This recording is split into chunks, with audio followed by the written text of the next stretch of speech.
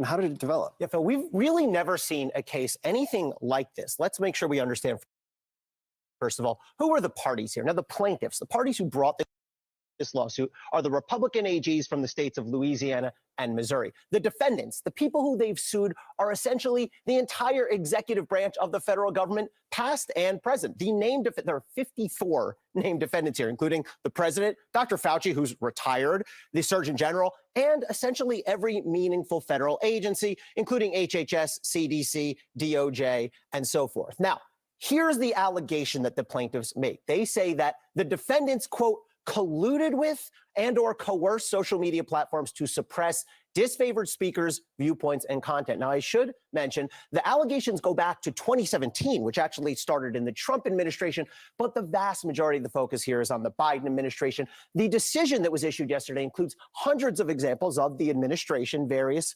officials reaching out to social media platforms about certain articles and certain content that was posted. But the most common areas of focus in the decision are really these three things: COVID, mask requirements, vaccines, the efficacy, the 2020 election, and election security in general, and of course, Hunter Biden. The plaintiffs allege that the defendants here were trying to unfairly, illegally influence the way social media companies coverage and post coverage of these issues. So now here's the defendants' response. They say, first of all, this is a legitimate government function. We're supposed to look out for the safety and the well-being of the public, and we're supposed to be fighting against what we perceive as disinformation. The defendants also argued there was no coercion or suppression. No one was punished for what they put up. No social media company was ever faced with any penalties. And finally, they argued there was no injury. Nobody was hurt. And this issue of redressability, they say this is not something that a judge can monitor, can police, and it's beyond the court's kin to get into this. Walk me through the injunction itself, because this was not dry, legalese, boring. This was interesting writing to read, along with what it actually meant. It's a remarkable ruling. Now, the plaintiffs have won at this phase. It's a preliminary injunction, meaning for now, it's on hold. And the judge found in favor of the states and against the Biden administration. Now, the court ruled that if proven, by the way, a very big if proven, the present case arguably involves the most massive attack against free speech in United States history. This is a very high-minded opinion, by the way. The judge cites Voltaire, he cites Orwell, he cites George Washington, Thomas Jefferson, Benjamin Franklin. Now, the judge has said, here's what this means. There needs to be a line of separation between essentially the entire executive branch, White House on down, and all the major social media companies, Twitter, Facebook, YouTube, and Google. Now, the judge has said there is to be no contact regarding protected free speech. Okay. But what does that mean? Can there be any contact at all? The judge gave some guidance on that, not particularly clear, but the judge said these things are not protected free speech, meaning you can have contact relating to national security, cybersecurity, security threats, and criminal activity. But again, where's the line? What does or does not fall within the heading of national security? And again, this is just a preliminary injunction, so it's on hold for now, but it's going to go up the line.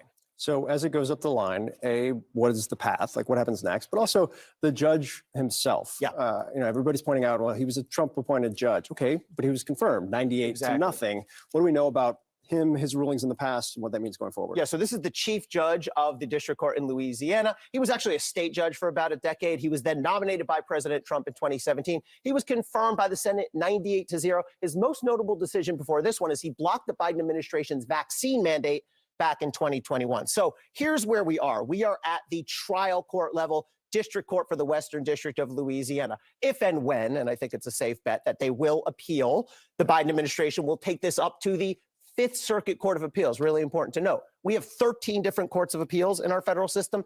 The Fifth Circuit is known as the most conservative ideologically. But judicially, I'm not sure how conservative this ruling is. Whoever loses there can then try to get the case up to the U.S. Supreme Court. Of course, it's up to the Supreme Court whether and which cases they take. So we've got a lot of important high-stakes litigation ahead. Welcome to a special edition of the RBN Live, and I have a special guest co-host, Kit from Heartlands Media, and I'm CJ. But what's up, Kit? Let me unmute you. I think you're muted. Oh, there you go. You got it. All right. My apologies. No these last 2 days have been extremely beautiful, not only because of how good they've been working for me, but also all the great stories and content in which we could speak about and once again point at and laugh at the falling apart of the neoliberal establishment. I mean, as soon as I saw this, I saw that clip from CNN of all the liberals melting down like, but the Biden administration needs to talk to Twitter and Facebook so that they could silence and suppress anyone talking bad about Biden. This is a work of art, and I'm loving every minute of it because I'm seeing liberals panic because I guess they need Big Brother to tell them what to do, which is ironic. And Kit, to your point, the meltdown is exactly what you just mentioned. It's the fact that they're not going to be able to manipulate social media during this election season, and that was key to their strategy of winning. And this ruling puts that on hold because if some of the earlier sort of like newscasts on this earlier this morning, they were talking about it like, how does this affect the election? Like, why are you guys leading to that way unless this is, what having this in place prevents you from doing? Like, that's the only reason you would even think, well, what does this have to do with the election at all? But I did see that on MSNBC, and I think it was CNN, maybe. Yeah, CNN was having a little hissy fit. But, what he pointed out in the video, because I know might be a little bit more in the video to be played, if not. But what I found interesting is when they brought up things that you couldn't talk about, the COVID pandemic, the election, and Hunter Biden. Again, throughout all of 2020 and 2021, you couldn't talk about that unless you were to purposely upload it onto Rockfin or Rumble or any of the other alternative streaming platforms. And we got hit hard. I mean, in regards to Hard Lens Media, 8 times between 2020 up until I think a little bit into the late of 2022, 8 times getting shadow banned, censored. That was never under Trump. Yes, we had to be careful under Trump. There were certain things we had to be careful of, but it's interesting in comparison. Under the 4 years of Trump and under the 4 years of Biden, we've had to tiptoe around the censorship and the YouTube guidelines and changing guidelines. More so under a Democratic administration that supposedly said that they care about free speech. I mean, you guys at RBN were suspended for 1 week unfairly. Kim Iverson's interview with RFK Jr. taken down. Missy Winston's interview on Indie News Network was taken down. And again, go on and so forth. Even Mike Tyson's interview that he did with RFK Jr. 2 years ago, taken down. I have never seen this massive wave of censorship and seeing the absolute breakdown from the liberal establishment, or as you like to call them, the professional managerial class, seeing them panic because they no longer have control of the steering wheel, and they cannot be behind the steering wheel because they want to make sure that everyone's afraid and voting Democrat. This, even though this is happening right now, I'm hesitant to say that this is some good news because I'm waiting for the rug to be pulled right underneath my feet. Right.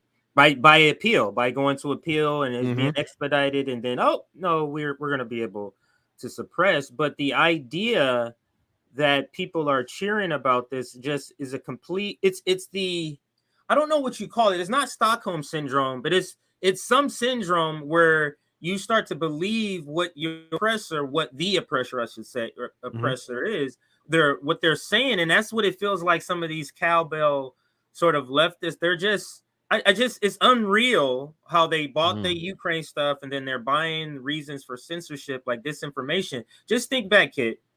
Take us back to 2019, 2018. Yes. When this discussion of like people would just say stuff all the time. It was none of this. You can't say this and you can't say that. Not to this extent. It just seems surrounding the pandemic. They just went, out of control with it. What I would say, since because Hard Lens Media didn't really officially get onto YouTube until like late 2018, I want to say. I mean, we did post some videos there, but we didn't do our show as much until late 2018, 2019. But I remember when we were on radio and we saw the initial stepping stones or the beginning stages of censorship, and that was what happened to Alex J. And that's all I want to say, because I got to be careful how to say his name, but I think we all know who I'm talking about. Wow. When he was taken out in 2018, when he was removed off all those social media platforms, Daniel and I both said on the radio way back in the day, hey everyone, this isn't anything to cheer about. This is the beginning stages of how they can remove people, and not only that, censor individuals. Now, I'm not a fan of Alex J. However, if they could do that to him, they could do that to anybody. And who else was put on the chopping block? Activists, pro-Palestinian groups who wanted to end the Israeli apartheid, Green Party, libertarians, former Bernie Sanders pages. All of them were being hit hard, especially on Facebook and Twitter to some extent. So when you say look back, I now look back at it and more as like, oh, wow, this was the beginning when it was really starting to intensify. And then comes 2020 and the floodgates open, more censorship, more suppression, demonetization. In 2020, we were shadow banned for 6 months. I mean, there was like I said this before in your show, but Daniel and I were having a very serious conversation about just wrapping up shop because it was that bad. And we were hurting financially because of what YouTube and its quote unquote guidelines have been doing. So I welcome this, and I welcome the panic by the Biden-Harris administration and by the liberals, because guess what? This screwed over so many people, and many of our colleagues in independent media are damaged to the point of no return, to where even if their channels were reinstated, they have to rebuild their algorithm, they have to rebuild their channel and content, coming up with new stuff and making sure that their channel is viable, because this is what the censorship has done. And all these liberals cheering for it, I just want to say, it's only a matter of time before you're putting that on that chopping block. And, if you want Big Brother to tell you what to think and do, that tells me that you're not a serious person and I need to treat you like a moron. I'm not calling you a moron. I'm going to have to treat you like a moron. All right. So let's listen to both of our friend of our network, and I'm sure a friend of your network. Yeah, he's been on my show. I got to get him back on again. Yeah. Nico House does these great videos. Nick does these videos too, and sort of almost very similar. Maybe it's a play on Nico's videos. Is this like a is this like TikTok style? Do you even know how to do this? I don't know how you you know what? Like I said, I'm probably gonna, like I said, I need to talk to Indy because he's been helping me out with some of my technical stuff in the background. Okay. So shout out to INN News and Reef Breland. They've been doing some good stuff, but I think this is like TikTok kind of stuff. So okay, yeah, no, I had no idea how to do that. I wish I could. I'm an old man. I'm an old man. Old man Kit. All right, so let's listen to Nico House. He covers this in about under a minute and a half. In what is seemingly a rare victory as of late, a judge comes out and says that the Biden administration can no longer work with officials in social media companies to limit free speech or remove accounts online. And of course, the New York Times seems to have a problem with this. Now, in their post on Twitter, they say that the ruling could curtail efforts to fight disinformation. Now, call me old-fashioned, but isn't it the media's job to fight information with information? Like, can anyone give me a single point in the history of ever? Has it ever worked out for literally anyone when we put the government in charge of controlling the information that is disseminated in a public space or public forum like social media? What makes this even more frustrating is how the New York Times tried to take the issue of free speech and make it a partisan problem. Understand, once again, and I say this all the time, if free speech is limited by one administration and given permission to be limited by the courts, it will then be limited by the next administration that is not playing for your team. How fucking hard is this to understand, given that we have a history of this type of thing happening? And I love how he brings in the history part. But Kit, let me connect my headset to make sure it wasn't working a second. Hang on, I'm going to see if I can hear you in a second here. All right. Can you say something? Mic check. All right. There we go. It's working now. So, all right. There you go. To the point of the video, though, I love how it's so concise. But the point that he makes at the end, you're cheering for censorship when your team is in power. When your team is not in power, it's not going to look so nice. And this is why people that are cheering for this, it just doesn't make sense. Do you think the Republicans are not seeing this? The Trump supporters, the people that support conservative politics, you think they're not waiting for their turn so they can be all in your grill too? Go ahead, Kit. Well, I mean, I've given this warning to a lot of vote blue no matter who people, like, because again, like, there was a lot of people who I would used to associate with from 2018 and going on forward. And since then, everyone's acting holier thou and puritanical because that's to resist Trump. But I remember giving this warning, like, everyone's in such a rush to censor Trump's voice and his supporters and volunteers. But wait, you're becoming the very thing you want to fight against. You should be for free speech, and you should be willing to debate people of different ideologies. And if you are so smart and intelligent and you believe that the facts are on your side, then you must face off against said person, because in your mind, oh, this person's speaking. Oh, well, they got to be stopped. Well, silencing isn't going to stop. And I remember watching the CNN meltdown where everyone was, no, it wasn't CNN, but it was on Squawk Box. That's on CNBC, where the main host was saying Twitter used to be this terrible, terrible place. Twitter's always been a cesspool. Twitter's always been a place of sewage and waste. That's how it's always been. So this whole idea of, oh, and then when Trump and them got away, Trump and his supporters didn't disappear. That's a child's notion. Make the bad thing go away, and the bad thing will be away forever. No. Those Trump supporters are still here.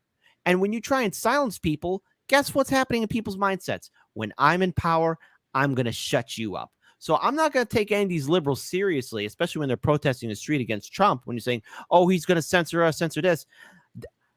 I've had to deal with more censorship under this administration than I did under Trump's administration. And yes, there was censorship under Trump. There was.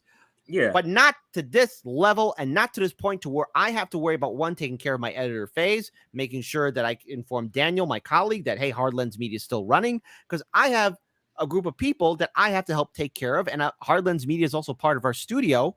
And this has been on my mind more so than when we first started under Trump. And if that doesn't frighten anybody here, and if that doesn't even make any vote blue, no matter who person think twice about how bad the censorship is under Biden, I don't know how else to help you, but except to treat you like a moron. Because now that, again, this is being challenged, especially with this administration, I welcome it, because in 2020, and I want to be careful with my words here, Twitter and Facebook were both accompanied or approached by government agencies in regards to covering up the Hunter Biden laptop story. Mark Zuckerberg admitted that in an interview with Joe Rogan, and we saw that thanks to the brave work of Matt Taibbi through the Twitter files. So, again, why was that story censored? Anybody who tried to share that story in 2020, they couldn't on their Twitter or Facebook accounts, and you couldn't even speak about it on YouTube at all. And now that story's been proven true. It's factual. There's evidence there. So now all this stuff about censoring, censor, it doesn't add up. So to the YouTube guidelines, to all the social media guidelines and the corporate media telling us what to think and how to feel, it deserves to be criticized. And this administration has proven that it should not be anywhere near social media or dictating facts to people. This also tells me too, especially the liberal media, who, I don't mean to cut you off, but with the liberal media, go ahead. who's so quick to say, oh, this is terrible, because CNN's saying that this is terrible and New York Times is saying that this is terrible. You know what that tells me? Those media outlets are telling the American people and everybody watching RBN right now, corporate media is saying to you that you're too stupid to figure things out, that you need someone to hold your hand to read the facts, and that you are not intelligent enough to understand the comings and goings within the political nightmare that is neoliberalism here in America. That's what New York Times is saying to you. That's what CNN is saying to you. That's what MSNBC is saying to you. They're saying to all of you watching right now that you're too stupid. That's what they're saying. And that's sort of the point that I was making earlier. It's like what happened pre this whole sort of era? Like literally, this was just a few years ago.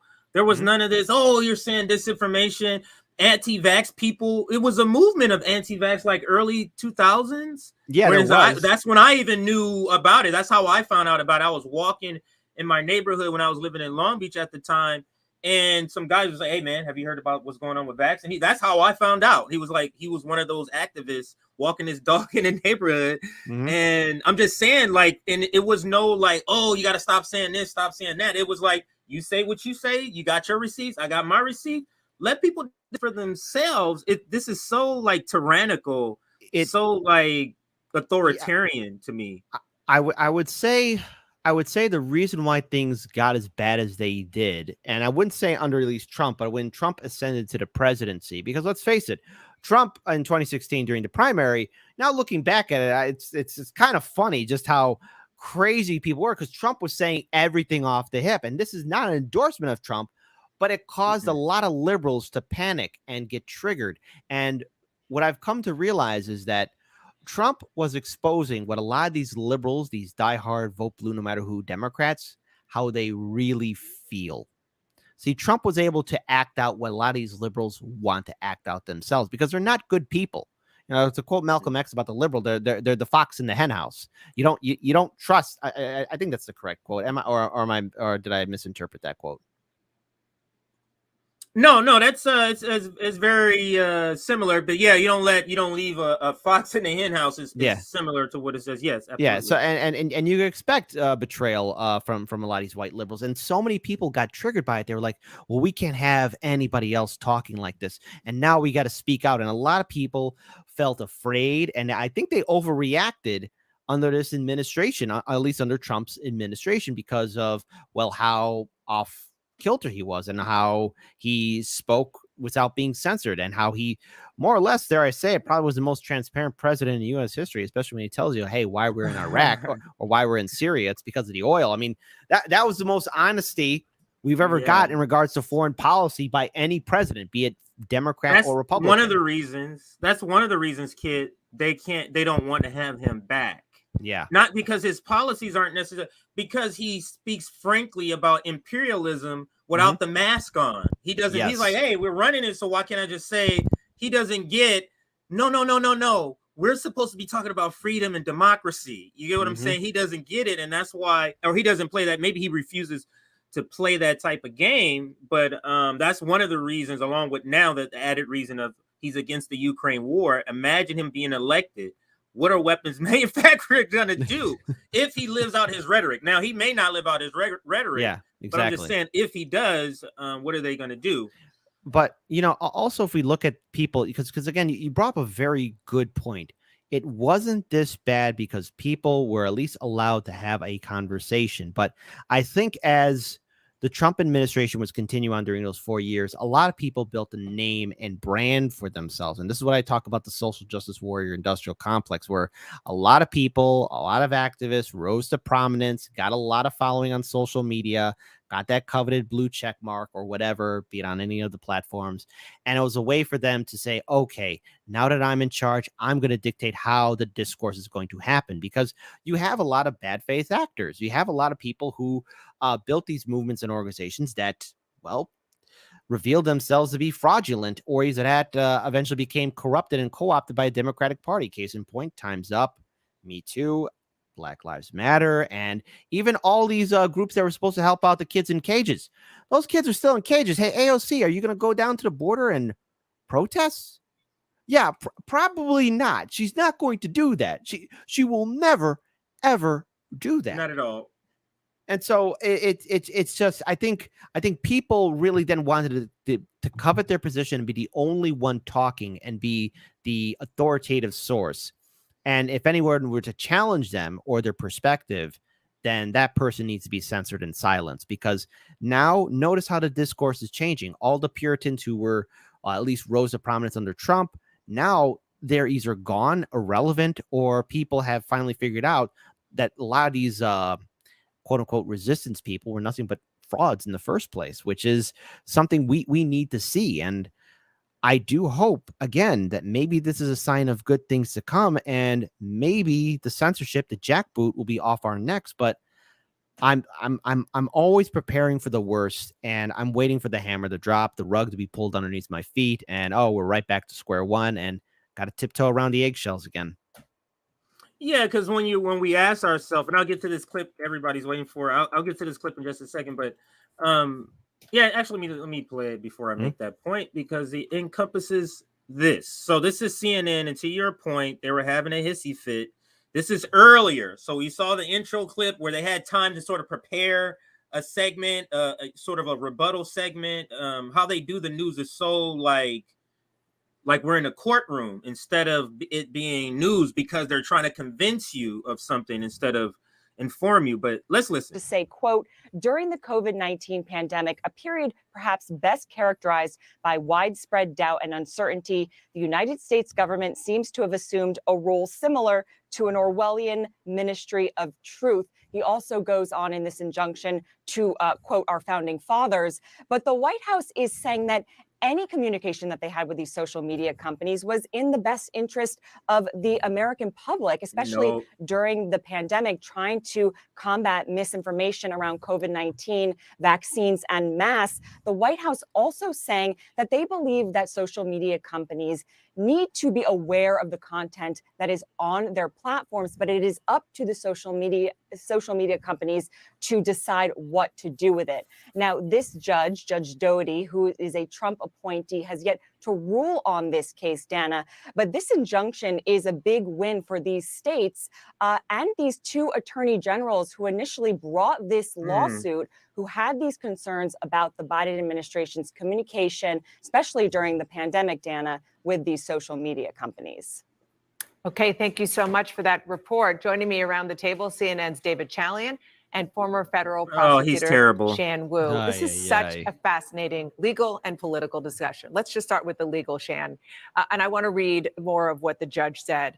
This targeted suppression of conservative ideas is a perfect example of viewpoint discrimination of political speech. American citizens have the right to engage in free debate about the significant issues affecting the country. The evidence produced thus far depicts an almost dystopian scenario. I mean, it is understandable. This is actually the language we use all the time, kid. And to see it in the court filings, they are so they are so like taken back, like the language, the Orwellian Ministry of Truth, and this one, they are just like, wow, like taken back. Your thoughts, sir? Look, I understand. I want to have hope that if there's some relief on the companies on like YouTube and Twitter, etc., on what can be said and what can be shared, that eventually we do get the return of ideas and a free exchange of ideas. I mean, it would be nice. It is Orwellian. But there's something else that I think is being overlooked. And I wish I mentioned it earlier. And that is when corporate media was really hemorrhaging in regards to the views. And this was before 2016, when they were losing viewership in mass. And it looked like corporate media was going to be dead until Donald Trump, basically gave them a boost. Right. Corporate media had to bully its way onto YouTube, Twitter, Facebook, because that's when the first adpocalypse. I don't know if you remember that incident when it first take place, when they these media outlets wrongly smear PewDiePie. He was wearing a British bombardier outfit, but yet the big brain people at Vice and BuzzFeed and Vox and a few other places, I think Huffington Post, were saying that he was wearing a Luftwaffe uniform. And again, British bombardier and Luftwaffe uniform look completely different, two different things altogether. And it was a way for them to twist the arm of social media so that they can get control of that AdSense, so they get in the views. And that was pretty Orwellian, because then corporate media, as well as big tech, were able to dictate what could be seen by the consumer. And there was a major point, and still is relevant today, where if you were to watch RBN or Jimmy Dore or Hard Lens, you're going to be offered a suggestion, hey, watch CBS, CNN, or Fox News, watch MSNBC, or anything like that nature. And I welcome the fact that finally this conversation is happening, to where we could break the mindset, or use it at expose and show the American people that our government and big tech, and to some extent corporate media, were enacting big brother policies in order to help people, I say air quote, help people to think the way they want them to think. Right. Don't think for yourself. Follow our orders and obey our commands, and just comply. That's all they wanted to do, is have people comply. And now that compliance is being broken, I think we could see a rise of more free thinkers and speakers rise up. And I hope that that's the case. And maybe finally the chains of this oppression is lifted off of us. Maybe I'm overthinking it, but I know you want to add in here too. Well, I would just say, like, liberals think because, we're on the right side of these issues, we have the correct answer on issues. Are they, though? But this is what they think. They think, we're the right side with healthcare, of affirmative action. So if you'll just do what we say, we can make everybody, but they want to force what they think is goodwill onto people. And that's what it feels like. They feel like authoritarian is good. Like, so for example, with COVID and all that stuff, they feel like being authoritarian about that is good because it's for the good of the people. They feel like censoring people who think something, have a different opinion about a vaccination is good because it's helping. So they think their authoritarianism is coming from the left, which doesn't make it authoritarianism, but it's the same thing. It's interesting you say that they think they're on the right side of history. I think they can say that they think they're on the right side of history, but with regards to follow through, I've never seen any of these liberals have any follow through. They just give words. Like, again, when we played that video of Ayanna Presley saying to people, "You are strong. We are strong together. We'll do that." Whatever she was saying in that video, that word salad because of what happened with student debt. And okay, you're saying something that I maybe theoretically agree with, but what's the action? What's the overall plan? Oh, wait, you don't have a plan.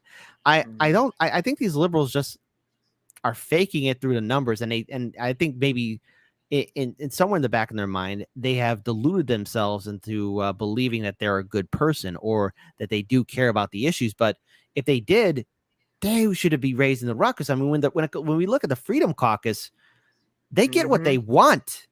They always get what they want, and it's incredible to see that follow through. I don't agree with the Freedom Caucus, but I have to say I'm impressed with the fact that, okay, they say they want this, and they get it. I don't see Bernie Sanders or AOC doing that. And you know, have to. No, go ahead.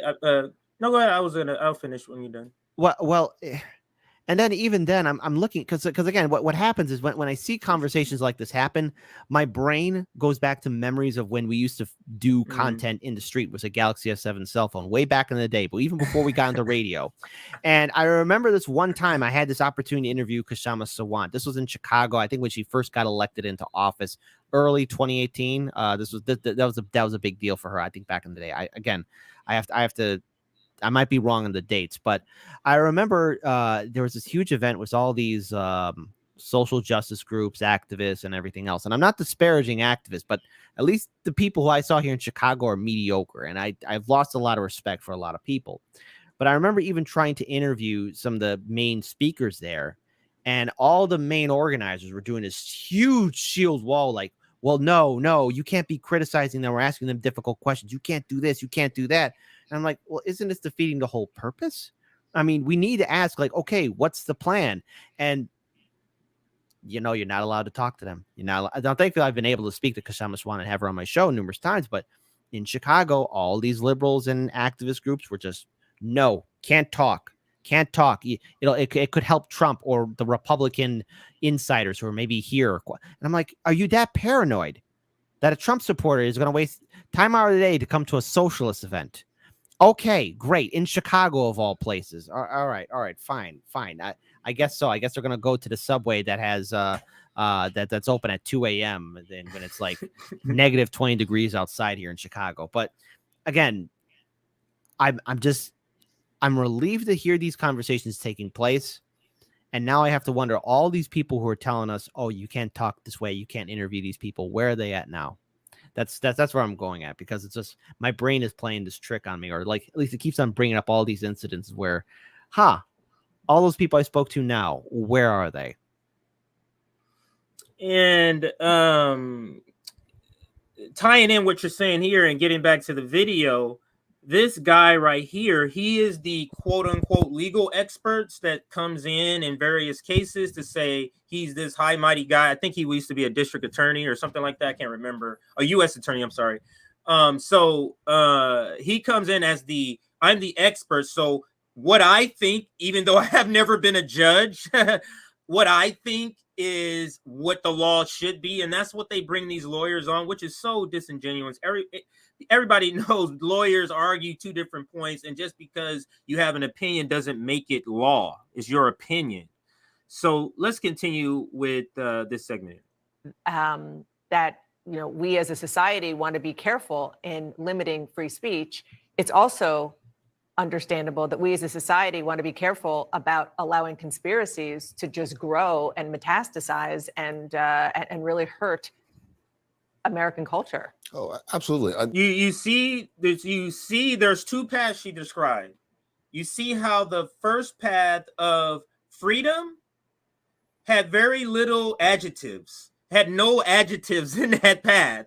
Mm-hmm. But when she went down the path of censorship, she said, what's going to happen? And you heard all the adjectives she used. So she's sort of showing her own hand, or at least the people she represents, her donors and all of these people in the ruling class, is really quite disgusting. But it is because think about it. If you have a path that has adjectives like freedom busting, I'm just choosing some new adjectives. Freedom busting, smelly, stinky. Why would you want to go down a path with those adjectives? So just subconsciously, it's kind of making people go, yeah, we do want to stop all that stuff if we don't censorship. You see, it's very clever in the propaganda. Let's continue. Agreed. Here. I'm looking for the button. There it goes. This is a very silly ruling. Actually, let me rewind it 15 seconds so you can hear understandable that we as a society. So the two paths she's going to describe. Dystopian scenario. I mean, right it is understandable that we as a society want to be careful in limiting free speech. That's it. Yeah. That's the description of the path, the first path. Now let's listen to the second one. It's also understandable that we as a society want to be careful about allowing conspiracies to just grow and metastasize. And like really Russiagate, like Russiagate, a conspiracy theory that was allowed to metastasize in our political atmosphere, which has helped contribute to the most bloodthirsty war we've had on our planet in quite some time, and that is, again, the war in Ukraine. Again, that is a conspiracy theorist, and thanks to the Durham report, the Mueller report, and so many other stories that have come to light, again, Russia had no influence or weight or power in the 2016 election, and that any ties of Donald Trump to Russia was false information, and the FBI didn't do its goddamn job, and that Hillary Clinton lost because she was a piss poor candidate. These are facts. So again, Rachel Maddow helped contribute to Russiagate. You know what? I'm even throw them out here. Majority Report and TYT did that too. CNN, Vice, Vox, BuzzFeed, CBS, ABC, New York Times, Washington Post, Huffington Post. They all contribute as a conspiracy theory. I wonder if they're ever going to be held accountable, because it's easy for them to say, oh, conspiracy theorists. The major media outlets that I just mentioned were promoting a big conspiracy theory that has been proven to be false. False. And yet, how many times were we all vilified by people who said, "Oh, you don't think you don't support Russiagate? Well, then I guess you're a Putin, or you're a racist, or you're a sexist or misogynist. You're on Putin's pay list, or what is it? Putin's payroll. Payroll, yeah. I used to get that a lot when I was even pre like RBN, or at that time FHL, FHL. I was getting that just off my just regular sort of tweets. But let's listen to the go ahead, because even then there was a point where and again, I want to be careful saying this word, but there was a point where even me and Daniel were called like I wouldn't say like white supremacists, but let's remember the political forces that were in the Third Reich. They're the party can't say, because again, you got to be careful how you say it on YouTube. I think it's one of those words now. But again, and I'm like, well, wait a minute. Why are you calling me these names? Just because I don't agree with you, I'm automatically associated with the military force in the Third Reich? Like, you have no argument because I don't agree with Russiagate? That doesn't add up. And it should tell you that all these people who were panicking, the vote blue no matter who people, were never serious in the first place. And think about the context of Russiagate in the broader sense. Let's go back to 2014 and think about what the ruling class, specifically the Democratic side of the ruling class, had plans for that was foiled by Trump. 2014-15, there's the coup in Ukraine, right? 2 years later, what was supposed to happen? Russiagate is happening. Hillary Clinton was supposed to win as Russiagate is happening, right? Which this war we're in now was supposed to happen like 7 years ago. 7 years ago was the expectation. That's why this war looks so like we kind of just stumbled into it, because oh my God, the plans were different. Russiagate was to build a chance to go to war with Russia. You want to know what else that was supposed to happen? And I'll never forget this too, because this is before I really got politically involved. But during the final twilight years of the Obama administration, he made an infamous music little number with Jimmy Fallon, and it's and one of the lyrics, Obama mentions TPP, because TPP was supposed to pass under Hillary Clinton too. That was another thing that was supposed to take place, and it didn't under Trump. And I'll never forget that too, because it was so cringe. If you type it up on YouTube, Jimmy Fallon, Obama singing, Obama mentions in his lyrics, TPP, you know me, like that. Like, why are you going to talk about why are you promoting TPP? Why are you doing that, Obama? Again, that's another thing that was supposed to take place. It's just interesting where we're at now. So. Let's comment on these two comments here. Yes, Nick. I didn't know you didn't know that. Sam Cedar was or is, I don't know if he still works the comic scene. He was a stand-up comic. Oh, yes. I know you're thinking really? like, wow, what jokes is he telling? How is he funny? I haven't seen, like, I've seen video, but not the sound. I just don't listen. But I've seen him on stage in old videos. So yes. And then there was this one. These MFers are acting like the Twitter files don't exist to get back to the video. Yes. This is the first thing I was thinking when I was listening to these.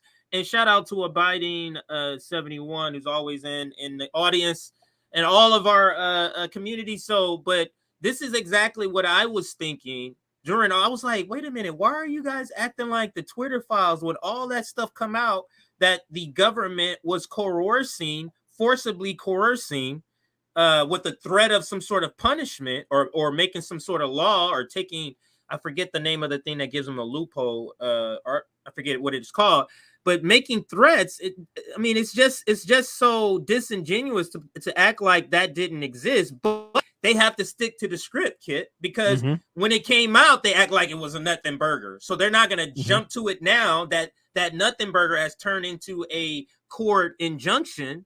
They can't act like that nothing burger exists now, and that's why they look so like phony and so like this. This is not even. Do you want to know why it's going to look even phonier? I could see corporate media doing this if this keeps on progressing legally.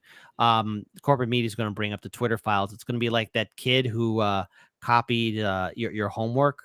And they somehow snuck into your backpack and copied your homework. So you're like, no, I did the answers too. Look, I did this work too. Like it's verbatim, like everything looks exactly the same. And so Matt Taibbi is going to be there like, what the hell? I've been talking about this since day one. And then watch, even Mehdi Hassan, I could see him doing that because he tried to screw over Matt Taibbi. Even Mehdi Hassan be like, did you know that Twitter files revealed this? Isn't it shocking? It'll be interesting. Corporate media is going to pretend that they're the ones who found it first. It's as they always do, just thievery. But let's try to finish. It's hard to get through it because they're saying a lot of dumb stuff. But let's try to get through the rest of this here. Absolutely, American culture. Oh, absolutely. This is a very silly ruling in terms of legalities. The First Amendment already does what he is doing, which is it protects free speech. He's like a bootstrapping legal argument. He says they can't try to influence any content that's protected First Amendment speech. Well, that's the whole question is it protected First Amendment speech or not? He also really gives himself away when he says that it targets conservative viewpoints. If you're really going to talk about the government trying to influence social media, you wouldn't limit it to just conservative or liberal. That gives away his viewpoint. This is where they have to act like the Twitter files didn't exist. This is where they have to act like the Twitter files. Like, why is he bringing that up? Because the evidence that was used in this case came a lot from the Twitter files. That's why. But they have to pretend like it doesn't exist. It's just sad to see. He has to come out here, and now he knows, as a legal person who knows the law, he knows this is flimsy. I've heard him speak on things where you can clearly hear that he feels stronger in his opinion. This feels like he's just, hey, go up there and make sure you give the right sort of, wink, and a nod, give the right tone to why this ruling is bad. Yeah, give the right answer so that way, the sheep don't think for themselves and realize that we're sending them to the slaughterhouse. Exactly.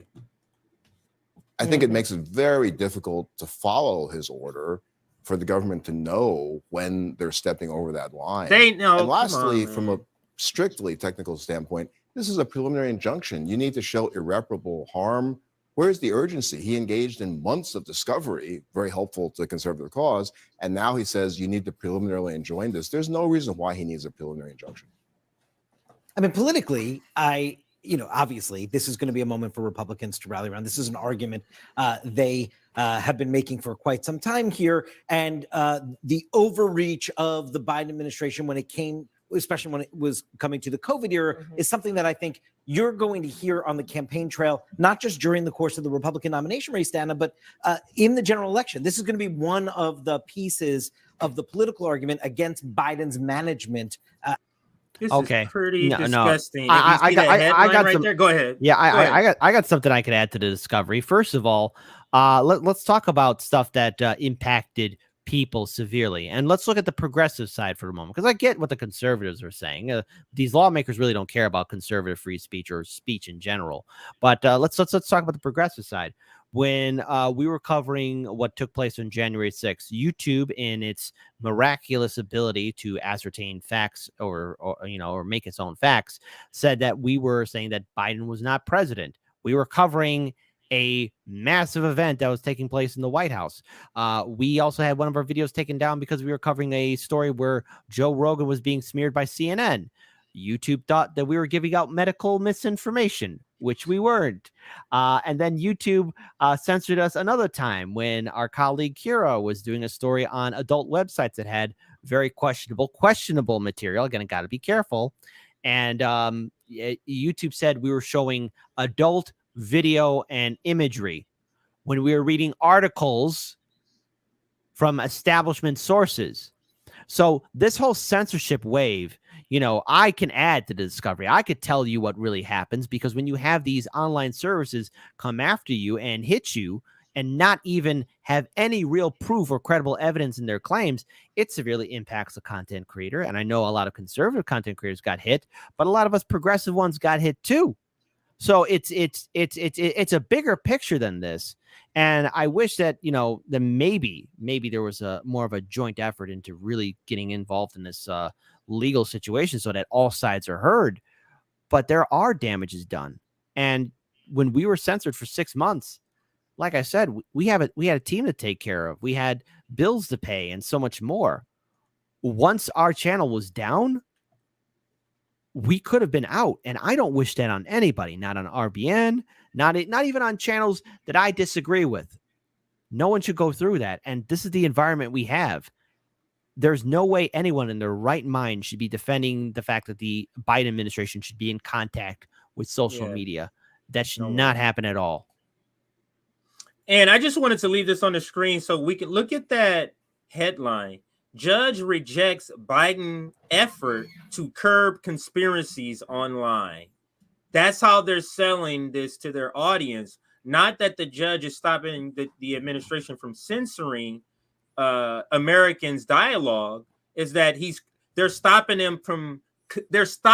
Biden from stopping a crime from happening. You get what I'm saying? That's the selling point, which is pretty, I would say, is pretty disgusting. I'm gonna bring this down and bring up a tweet now, because this was pretty hot for several days now, or for at least since yesterday, because it happened on Tuesday. Happened yesterday, but believe it or not, Kit, I didn't find out about this until this morning when I woke up to start doing stories. I'm sorry, I didn't find out about this until like midnight, and I guess this happened way earlier in the day, and I didn't find out this until like late in the night. So I was behind, and there's a lot of people that tweeted about it. So I wanted to kind of bring some of those up, and I think the first one I saw was Aaron. Yeah, Aaron Mate. And let's see. I'm gonna make this a little bit bigger, and I'm gonna turn my camera off so I can plug in my power. My power is, I forgot to plug in my power cord, but I can still read this as I do that.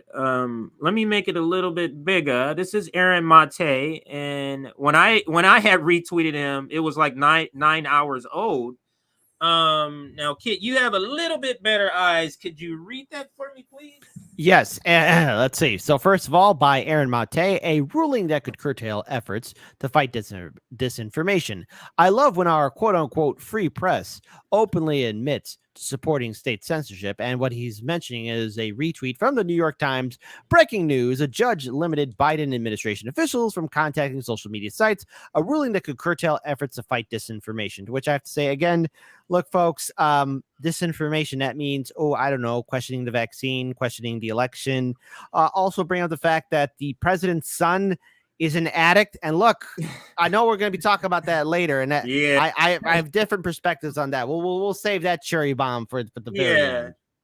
Yeah, and that's more of a funner story, because I mean, we are never going to be making fun of people who are addicts. It's just funny or ironic, because the way that Joe Biden feels that other addicts should be treated versus his own son. And I think that's the ironic part. So so that's Aaron Mate. I hate to make you read all of these. So I'll read some of these. No, it's okay. I'll go ahead and read it. So, of course, all right. So let's. Glenn Greenwald, go ahead, sir. Of course, the New York Times depicts this anti-censorship ruling as dangerous shield for disinformation. The most surreal fact of U.S. political life is that leading advocates for unified state corporate censorship are large media corporations. We could thank Bill Clinton for the Telecoms Act, folks. That's why we're here. Yes, and I say all the time, a lot of people don't really take into account that Bill Clinton, as far as legislative-wise, he is one of the worst presidents in the last, 40 years. Yes. Legislation he was able to get through, including the 1994 crime bill, Don't Ask, Don't Tell. I mean, just repealed. It was just over and over. It's truly one of the worst presidencies in modern history. Just terrible. And then this is what he tweeted on the day of, and then the one I showed earlier or just a second ago was his subsequent tweet. They've actually Glenn has actually tweeted a lot about this, but when he first heard, this is what he said: huge. A federal district judge preliminarily bans at Biden administration officials from continuing to speak and meet with big tech officials to pressure them to censor viewpoints the U.S. government dislikes. The First Amendment bars such censorship pressure. And then he posted the Washington Post article that's entitled "Judge Blocks U.S. Officials from Tech Contact in First Amendment Case." I can't bring that up because I'm blocked. So I have another article I'll bring up about this case. And let's get to that article now. And I think it's is it Consortium that I have here, which is pretty good. Actually, let me go here first, because this is that Washington Post, but this is Washington Journal, but this is the, what do they make it to where it's no paywall? Thank goodness.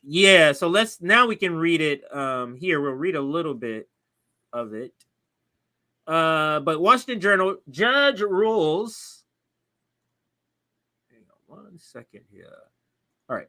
Judge rules Biden administration likely trampled on free speech on social media. I was trying to figure out a way to close this little advertisement, but it doesn't look like I can. Let me see if that's it. No. All right. So let's continue. Preliminary injunction orders federal agencies to refrain from pressuring social media companies on censorship. And it's written by Jacob Gershom. A federal judge ruled that Biden administration likely trampled on the First Amendment rights in trying to eliminate what is saw as disinformation on social media, issuing a broad preliminary injunction limiting the federal government from policing online content. This is a big ruling, 155-page ruling, and they have it here. We're not going to go through it. Issued Tuesday, that's yesterday. U.S. District Judge Terry, is that Dougie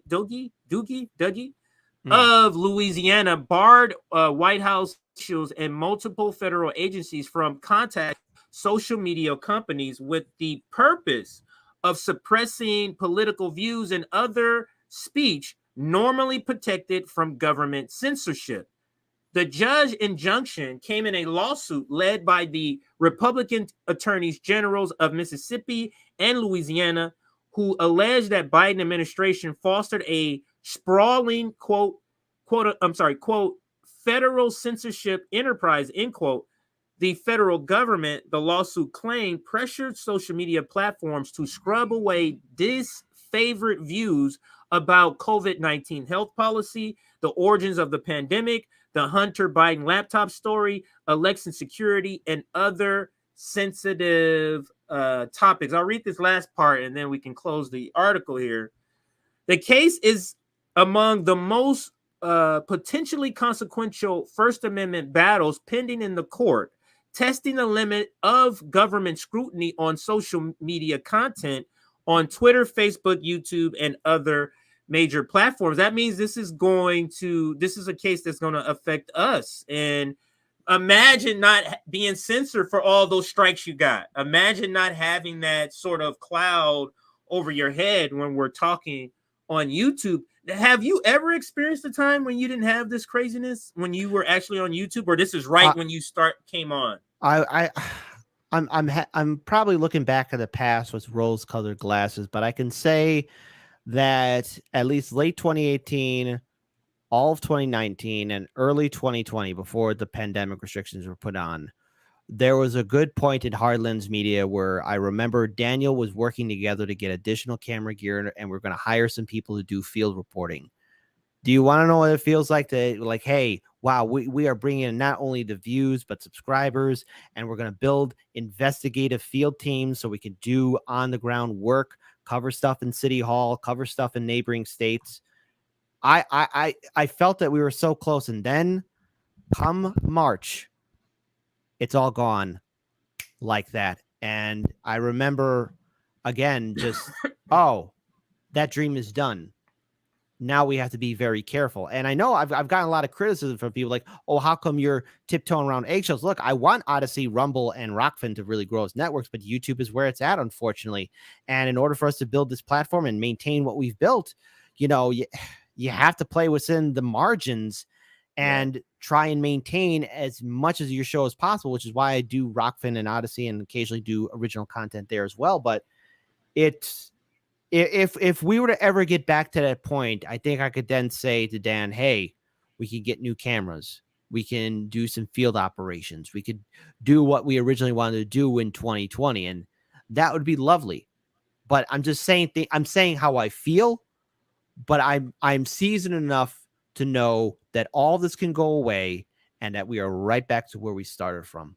I would love to have that opportunity, but I can't convince myself that that scenario is going to happen because I've been through what it's like to lose everything. And I don't wish that on anyone. It's a miracle that Hardlands Media is even still around. Yeah, I remember some of the stories you told behind the scenes, not in front of the camera to us. Yeah. It's terrible. Now here is the Kit. This is the New York Times article that everybody's kind of like going after because it's their phrasing is like they want censorship, and it says federal judge limits Biden's officials' contacts with social media site. The order came in a lawsuit filed by the attorney generals of Missouri and Louisiana, who claim the administration is trying to silence its critics. I can't believe I haven't been blocked out yet. I guess this is my first article on New York Times in a while because they'll bring up this little paywall. Oh, that's it. You've reached your limit. But let's read. A federal judge in Louisiana on Tuesday restricted the Biden administration from communicating with social media platforms about broad swaths of content online. A ruling that could, this is the part where everybody is screenshotting, a ruling that could curtail efforts to combat false and misleading narratives about the coronavirus pandemic and other issues. Okay. Go ahead. Okay, so let's talk about false issues and everything else, okay? Because I actually gave commentary on that clown BS that Emma Vigeland did with Francesca saying, oh, yeah, Fox News is terrible, but MSNBC is great. Shout out to Matt Orfla, who put together like a 2-minute and 50-second video collage showing all of MSNBC's lies, including the Hunter Biden laptop story. So false and misleading narratives, I've seen corporate media do that more than anyone on social media. So don't give me that goddamn crap. Not yelling at you, but it's just like, it's just enraging to me because the establishment media has been giving misleading and false narratives to the people. And hell, I'm willing to bet that the viewing audience right now watching can give 10, 20, 30 examples because we've all seen it firsthand. Absolutely. And I will continue with the article.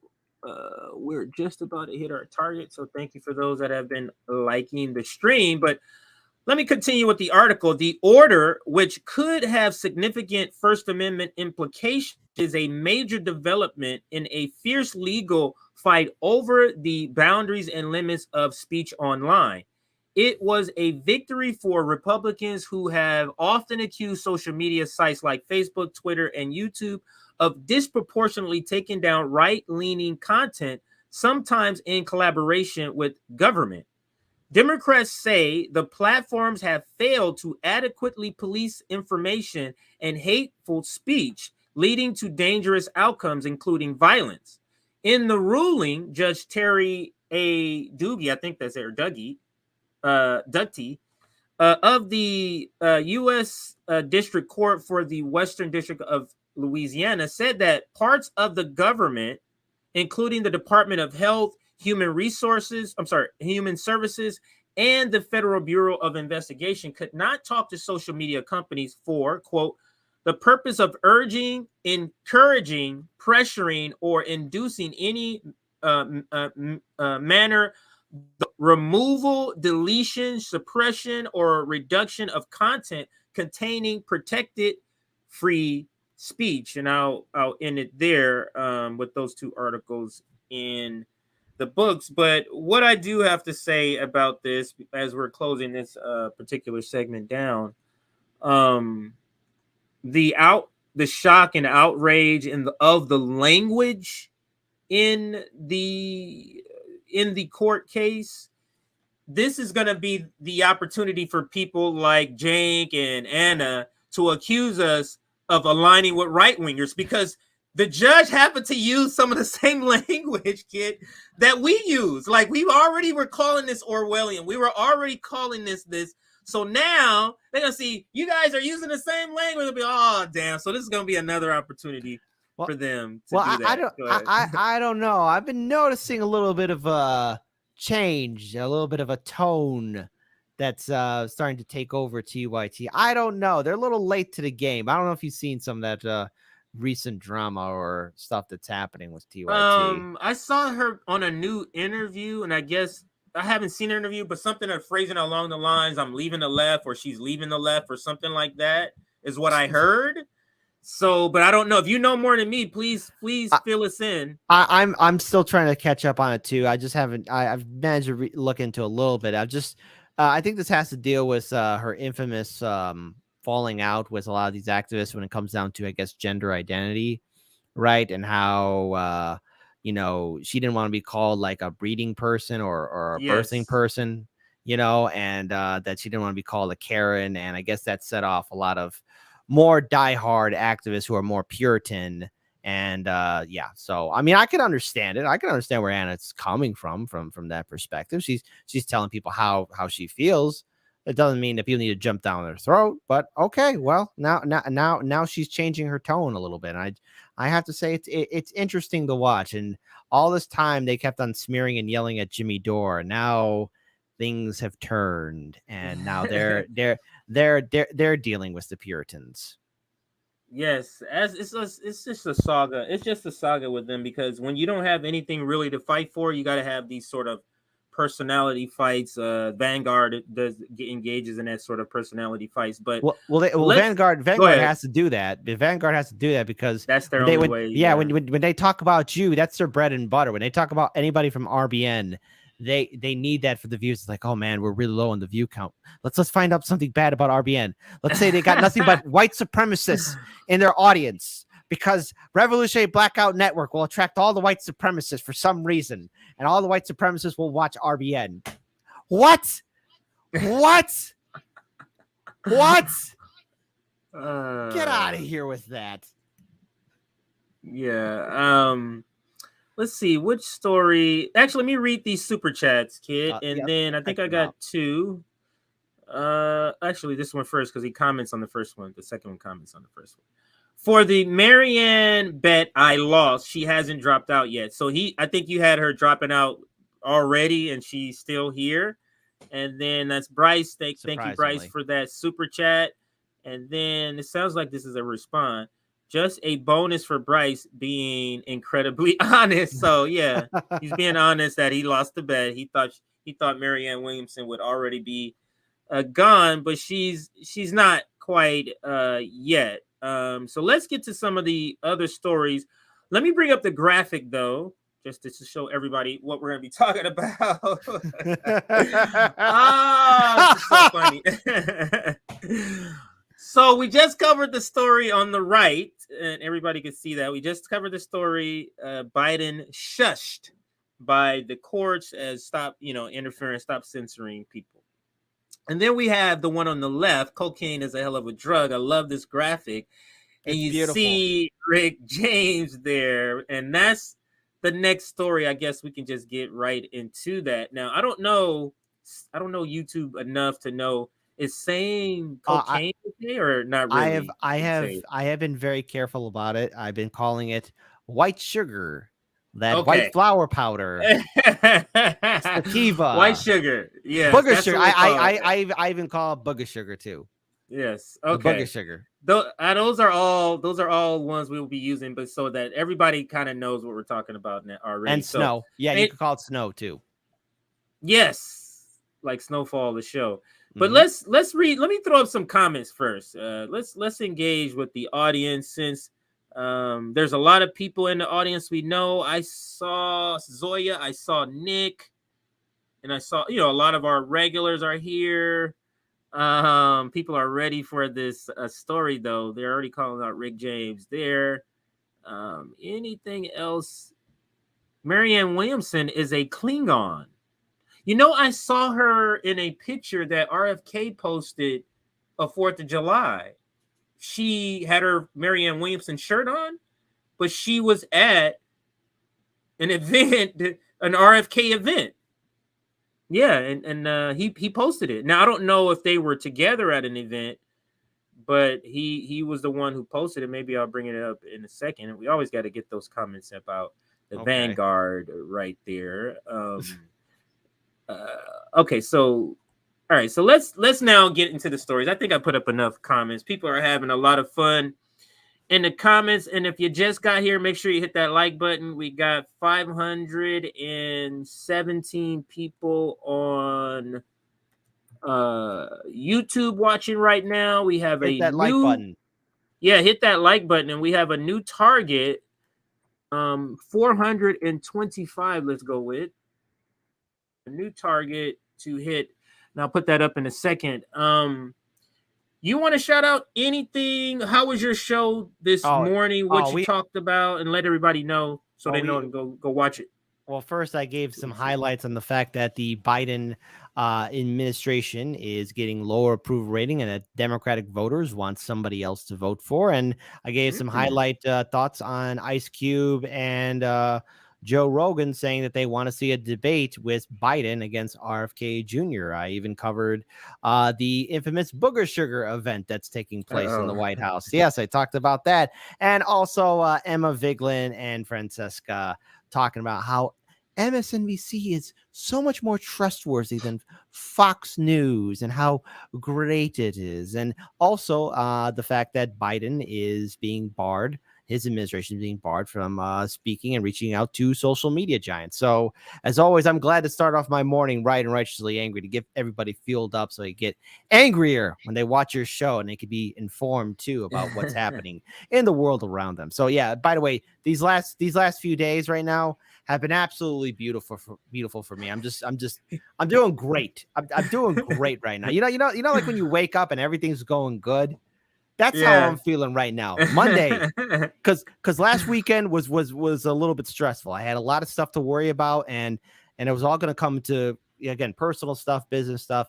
And then Monday, everything went beautiful. It was like, oh, this is like a symphony. It was like orchestra working together. It was so great. Tuesday, 4th of July, hung out with Daniel, had some great food, watched some fireworks. All the fireworks launching in my neighborhood were illegal, and the police didn't do anything about it, which is wonderful. So I had a free show, and I woke up this morning, hanging out with my audience, and now I'm on RBN. So this week has been... That sounds like a really good 24, 48 hours. It's been the best week ever. To do my Trump impression, best week I've ever seen. It's incredible. It's huge, and everybody's winning. And I hope everybody else is doing well. All right, so we're actually going to squeeze in this story. Dr. Cornell West completes green transition. Let's throw this up because it's just a press release to read and to go on with the next story. Here is how I notified Dr. Jill Stein DM'd all of us, all of the members, this very good story. And we, of course, retweeted it. Let me make it a little bit larger. And this is Now I don't think we've ever done a segment on when Dr. Jill Stein became Dr. Cornel West's campaign manager, but evidently she is. I don't know if there was a real announcement. Go ahead. Yeah. I don't know if there was a real announcement, but in the article it says she is, or acting until they find somebody else, I guess. I don't know. Yeah, I was actually kind of surprised by that, but I'm okay. I thought really Chris Hedges would become the campaign manager. I would assume I'm sure he he's would helping. be. Yeah, he has to be on some sort of advisory board, because if there's one person who knows how to maneuver around the landmines, that is corporate media. I mean, Chris Hedges has been through them all, especially with his work as a campaign writer for Ralph Nader. But, you know, I don't mind it. I mean, so long as Cornel West surrounds himself with people who are ready to fight, then I'm very interested in seeing in where this Green Party will go. I think what's happening, the way they're phrasing it, the reason they're making it seem like it's temporary or something, or acting, is because she's here to help him through the Green Party nomination, and maybe another campaign manager is going to take over once he secures the nomination, because she won the nomination handily. You get what I'm saying? So maybe she's here to navigate this part of the process. Yeah, and that's why they're referring to it that way. And also probably maybe undo the damages of Howie Hawkins, and that needs to go. Yeah, again, less said about him, the better. Yes. So let me read this.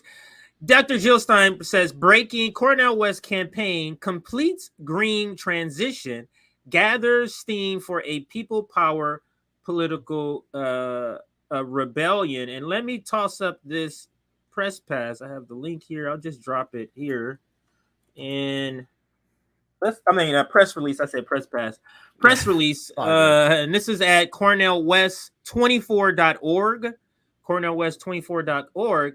Press release: Dr. Cornel West campaign gathers steam for a people-powered political rebellion. And let me blow this up some more, because the typing is actually pretty small. Dr. Cornel West campaign completes the transition to the Green Party, gathering steam for people-powered political rebellion. Dr. Cornel West announced today that his campaign has completed the transition to the Green Party, with the goal of giving working people, the poor, and struggling Americans across the 50 states a real choice that's of, by, and for the people in the 2024 election.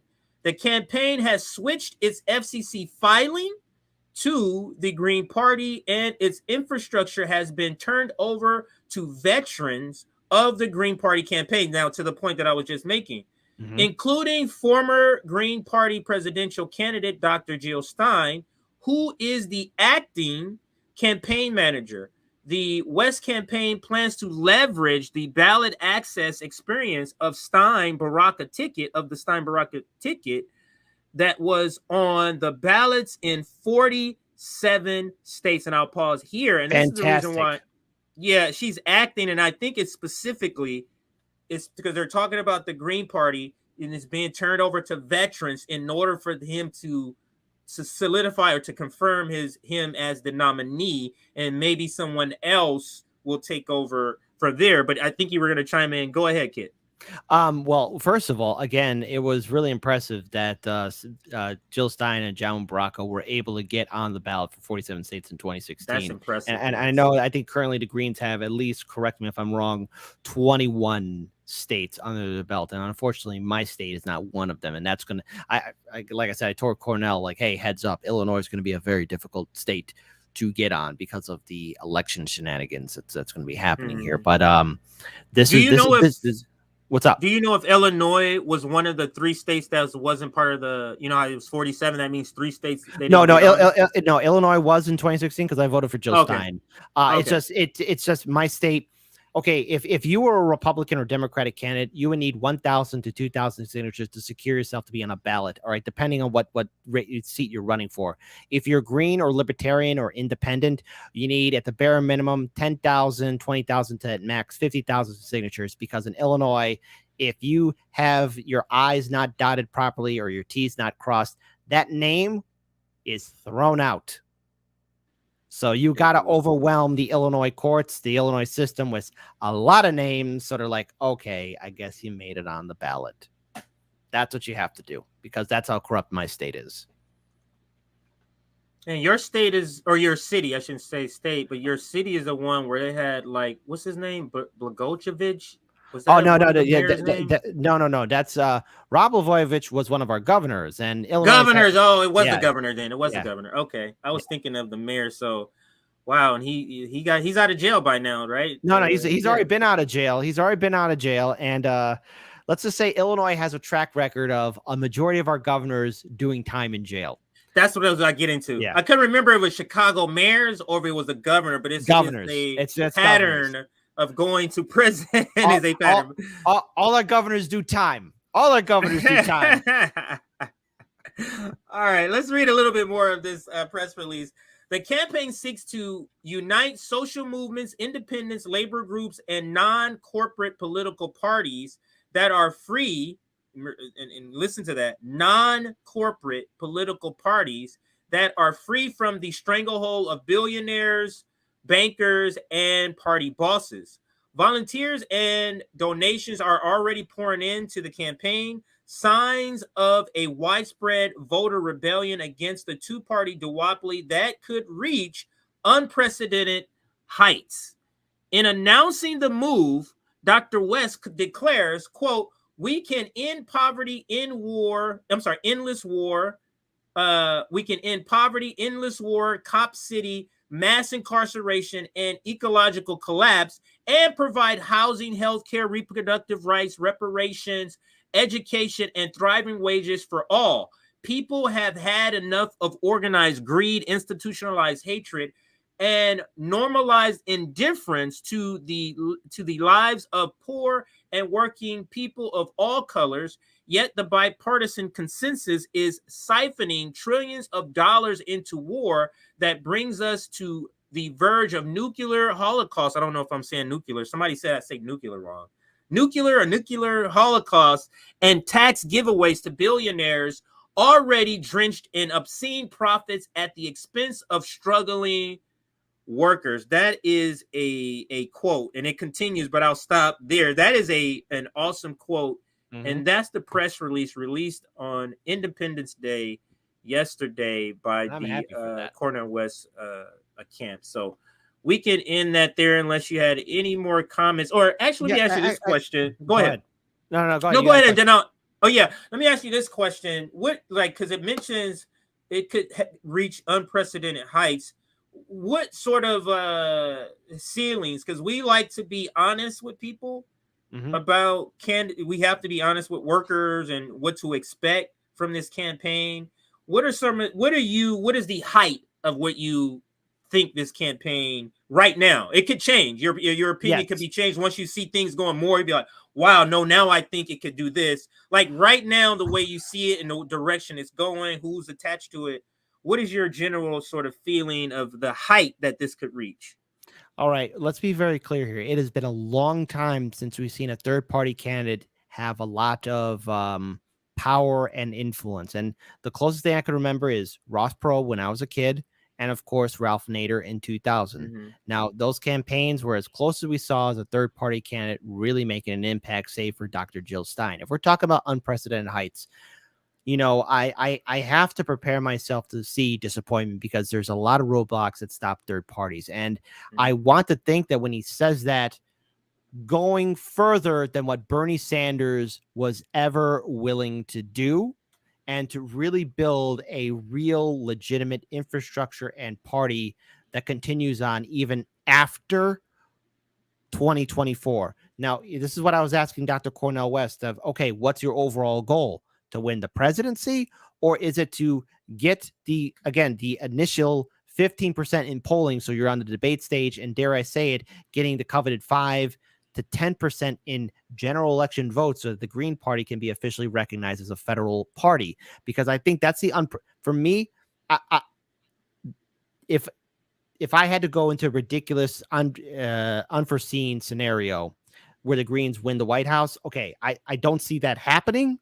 And I want to be clear with people. That doesn't mean I don't want them to win, but unprecedented would be, okay, finally a legitimate third party has arisen and it has enough political support and infrastructure to continue on after the 2024 election, which means going into 2024 and now to 2024. I mean, apologies, 2028, and so on. And that is, again, getting people into office, be it in the Senate, the House, state level seats. We could look at that. That's how I view as unprecedented. Okay, that's what I would like to see. Now, maybe other people have a different perspective, but that would be unseen in American history. Well, finally, there's a third option. And I would even go a step further. I'm now curious to see what the Libertarian Party is going to do, because in the last two elections, in 2020 and 2016, the Libertarians got 3 to, I think, maybe 4% of the vote in 2016, and I think maybe 2 or 3% in 2020. I want to see where they're going to go. Well, as far as for me, I see similar to what you're saying. What I would hope is this is literally because I want, if this brings 200,000 new Green Party voters, you know what I'm saying? Like, my whole way of gauging this is it bringing more people from these corporate parties into this third party? Or Yes. Just as a building block. That's what I'm looking at this. Yeah, the infrastructure. Is more being extracted from the duopoly is the goal that I'm looking to reach. I would go a step further. Like, and again, this is what I was saying too. Like, yes, building the infrastructure, you're absolutely correct in that, but it's more than that. It is being recognized at the federal level, because again, to be on the debate stage, at least according to the rules, and they probably have changed, but you need 15% in national polling to be on the stage with the Republican and Democratic nominee. And to be federally recognized as a party, you need 5 to 7% of the vote. And I think in Cornell West case, he needs to get at least double digits in percentage in voting, which, dare I say it, in the most ridiculous of chances, if he was able to pull it off, win 1 or 2 electoral college states, which is, again, easier said than done. But that has that is if we're talking about standards, it's not just winning the White House. For me, it's not about who sits on the throne. It's about, okay, if the third parties are very serious this time, it is about building an infrastructure to where you get federally recognized. And I'm going to hold that same standard to libertarians and any other political party that's going to be running. Is your goal to be federally recognized and have infrastructure continue on in the next election cycles, and not just be like, okay, this election cycle's over, we'll wait for the next 4 years, because that stuff isn't going to cut it. Absolutely. And the video that I was showing was just showing Jill Stein. This is like years ago. Jill Stein showing up at an event that Dr. Cornell West was at already, and they were giving each other a greeting hug. So for those that were asking, what was that video? That's not a recent video. I think it showed 2016, 2017. But we can close that topic. And I didn't necessarily see any, I'm not going to say that, but let's move on to the next topic. And I'm kind of saving the Biden thing to get, because I don't want to do comedy and then have to do a sad story. Yeah. But I do want to cover this story before we do another story, and that is what's happening in the West Bank. So that's that. Yeah. So let's cover that. Richard Medhurst has put together a thread that we're just kind of cover of the events. It's a recap. It's good that he put this together for people to kind of understand what has been happening. So we'll lean on, oops, is this the one I was on? We'll lean on his thread here to kind of talk about what's going on. Now, this is the biggest attack on the West Bank in 20 years that we're about to talk about here. And you should see how corporate media talks about this. They talk about it like, yeah, they're fighting. Both sides are fighting, and it's pretty crazy. Not like, you know what I'm saying? It's not like they're just demolishing these people's places. So again, Richard Medhurst thread, Israel forced to retreat with I think it's pronounced Janine in ruins, a recap of the last 48 hours. And he put this out today. Israel launched its biggest attack in the West Bank in 20 years, obliterating many parts of Janine refugee camp. If I'm saying Janine wrong, somebody tell me in the chat.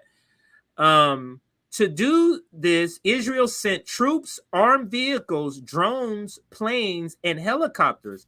a devastating attack that destroyed homes, infrastructures, and lives. And then he puts a clip here.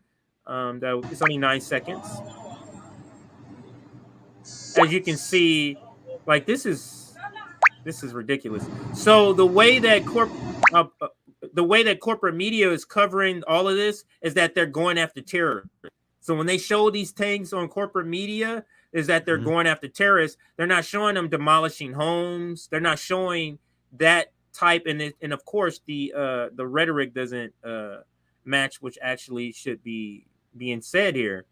But let's continue to the next part of this thread. Israel killed 13 Palestinians, many of them teenagers. Hundreds more were wounded, 20 of them in critical condition. Jenin refugee camp is barely a half a kilometer in size, populated by over 14,000 people. The idea Israel can attack it without causing civilian casualties is ludicrous. Is ludicrous on its face, and I agree. Watch as a Israeli vehicle bulldozer invade Jenin. And this is a 10-second video I'll put up here.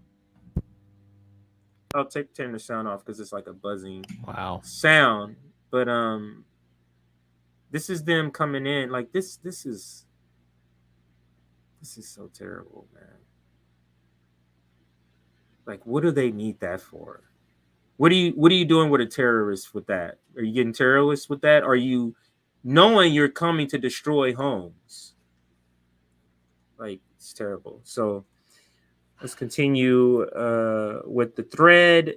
And then we go to this next one. Over 1,000 Israeli troops are sent in to attack the Palestinian refugee camp, which over the years has become a symbol of resistance against the occupation because of Israelis' failure to conquer or tame it. And now we see, look at this show. A very large military convoy. That's insane right there. This is insane. I mean, like, people have to understand this in the context of, like, this is not supposed to be it's not supposed to be like an active war that's going on. This is just, them doing military, inflicting these sort of raids and in the name of trying to catch terrorists. And they're killing more civilians than terrorists. And they just keep doing it. And the U.S. just sit back and kind of report on this is sort of being some sort of equal fight. It is just pretty despicable, to say the least here. And then here he shows Israeli warplanes bombing Jenin. And it's going to show in just a second there. And it's going to repeat here. Just...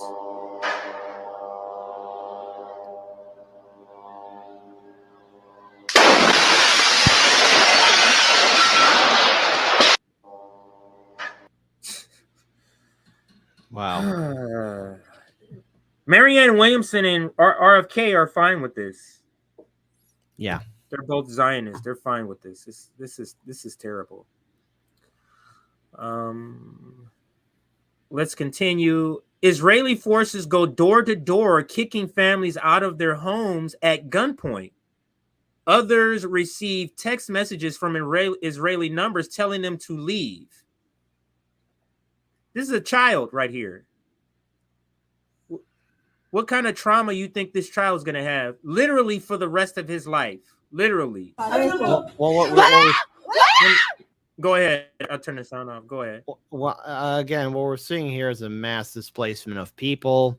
And I just can't help but wonder of the hatred and fear that will remain after all of this is said and done. And the anger and resentment and the unchecked aggression. There's all of this never needed to happen. But yet when you have such corruption and abuse, it's only a matter of time before these systems do collapse in upon themselves and their own hypocrisy. So you know, what we're seeing here is more or less man's inhumanity to man, and we have to be better. I want us to be better, but after all of this, and again, the United States giving money to Israel and so much more, I'm always hesitant to say that there's hope, when clearly in this scenario and with the actions that we've seen, not only today, but yesterday and the day before, I don't see it getting better anytime soon. Yeah, and it's because we have to understand who the United States are. They colonized they're colonial settlers themselves. So when you see another colonial project going on, you kind of go with the colonizer's viewpoint. You were one of them. So when they say, "Oh, that's what you're doing," yeah, we were doing that too. When it's slavery, we was going to get all the bad slaves. It's the same. It's so like, what do we expect really from the United States? Like, what do we expect more? Well, I mean, let's even look at this ridiculous war in Ukraine as well, and the actions that are happening there. I mean, again, it's just being a testing ground of man's inhumanity to man again. You know, where you have Lindsey Graham saying killing Russians is the best money we've ever spent. All the while, there was that article that we covered from the New Republic, where what was RFK Jr., Jimmy Dore, and Glenn Greenwald all saying, like, hey, people are dying in this war, and the United States government is helping fund it. It's none of this needs to happen. It's just I wonder when there's going to be a point where people say enough. After a while, there has to be a point where somebody says, okay, what are we doing? Why are we allowing this? What was the message again? Because this doesn't add up. None of it does. And I remember being optimistic and thinking that there was going to be some change, some hope. But not any longer. You don't have that optimism. No, it's not there. The heartstrings have all been cut. I don't want to say that I'm becoming cynical and pessimistic, but look at the imagery that we're seeing. Look at the videos that you have pulled up right now. Do you think any of us really like talking about this stuff, or saying that seeing people getting hurt like this? I wonder when it does end, and I don't think I'll see it in my lifetime. And so long as you have war profiteering and people profiting off of this, especially our wonderful Congress people who are war profiteering, ongoing, who are doing a lot of insider trading and have a lot of connections to big oil and the military industrial complex, I know for a fact that nothing's going to fundamentally change until everything gets reset. The system doesn't work. And think about how they sell it on corporate media too. Like, oh, this is a military action to take care of terrorists. All I'm seeing is malnourished people, women, and children. Yeah, wow. Wow, those are some terrorists right there. Okay, great. No. And let's continue. Richard, he continues, and he says, as a result of this latest assault, thousands of Palestinians are forced to flee their homes, literally in pajamas. I'm not sure, pajamas? Oh, maybe that's how he spells it. Carrying nothing but their children. And then you can see it here in this in context video right here. And let's play it. We'll play it with the sound. Let's listen.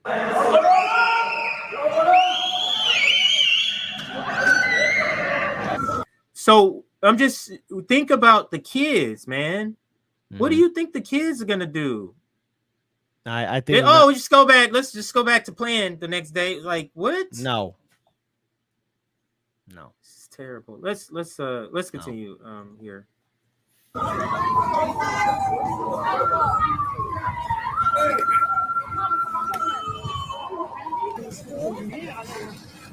These are terrorists. She says, we came here at the hospital. They let us leave our houses.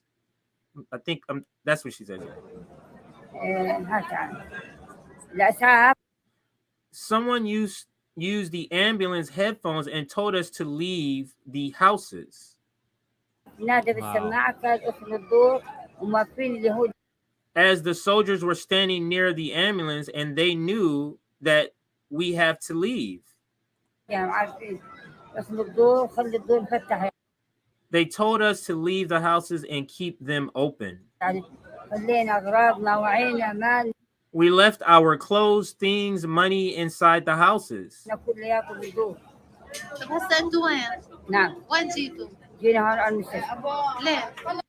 She's in the hospital. Where are you now? I'm at the hospital. And she's asking why. They brought us to the hospital.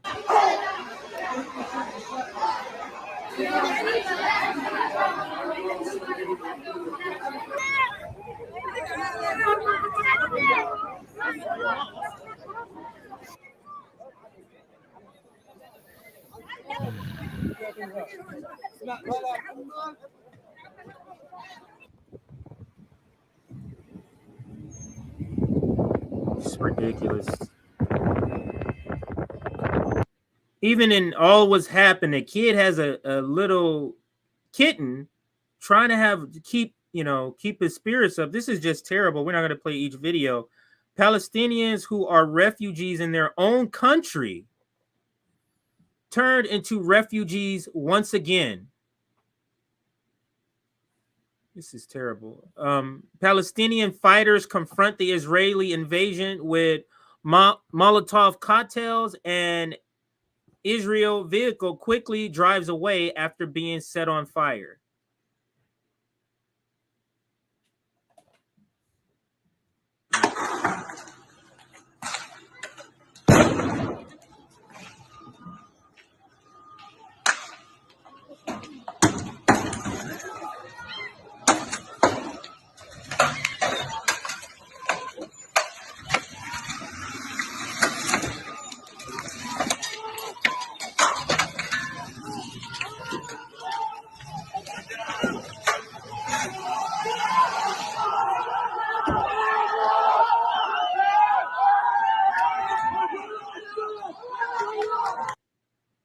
You don't see none of this on TV, Kit. So I think I'm gonna end it there. It is coming to a close. It's just more videos of like just what's going on, and this is video content from people actually there. This is not news video. This is different. It looks like he's put together different video clips. People actually there recording on their phones. You can see some of the watermarks and where he's getting these videos, but this is crazy. Israel openly targets journalists. Watch this Israeli soldier using a camera as target practice. He casually opens the door of his Jeep and keeps shooting at the microphone and camera until they're destroyed. Wow. That's what he's doing right here. That's not the first time. How could we forget? I believe I think it was in 2021. Where a journalist was assassinated, shot through the head, and she had all the markings of, hey, she's with the press, helmet with the press, black and Kevlar. And again, a guy comes there. Also, this should show you just how unprofessional, because again, the guy firing his weapon at the camera, do you know? Because when you fire your weapon at an object, the bullet doesn't stop until it hits it. Right. So this guy's just shooting specifically at this camera, and he's hitting it, but a couple of shots he did miss. Jeez. I mean, what does this even prove? Yeah, exactly.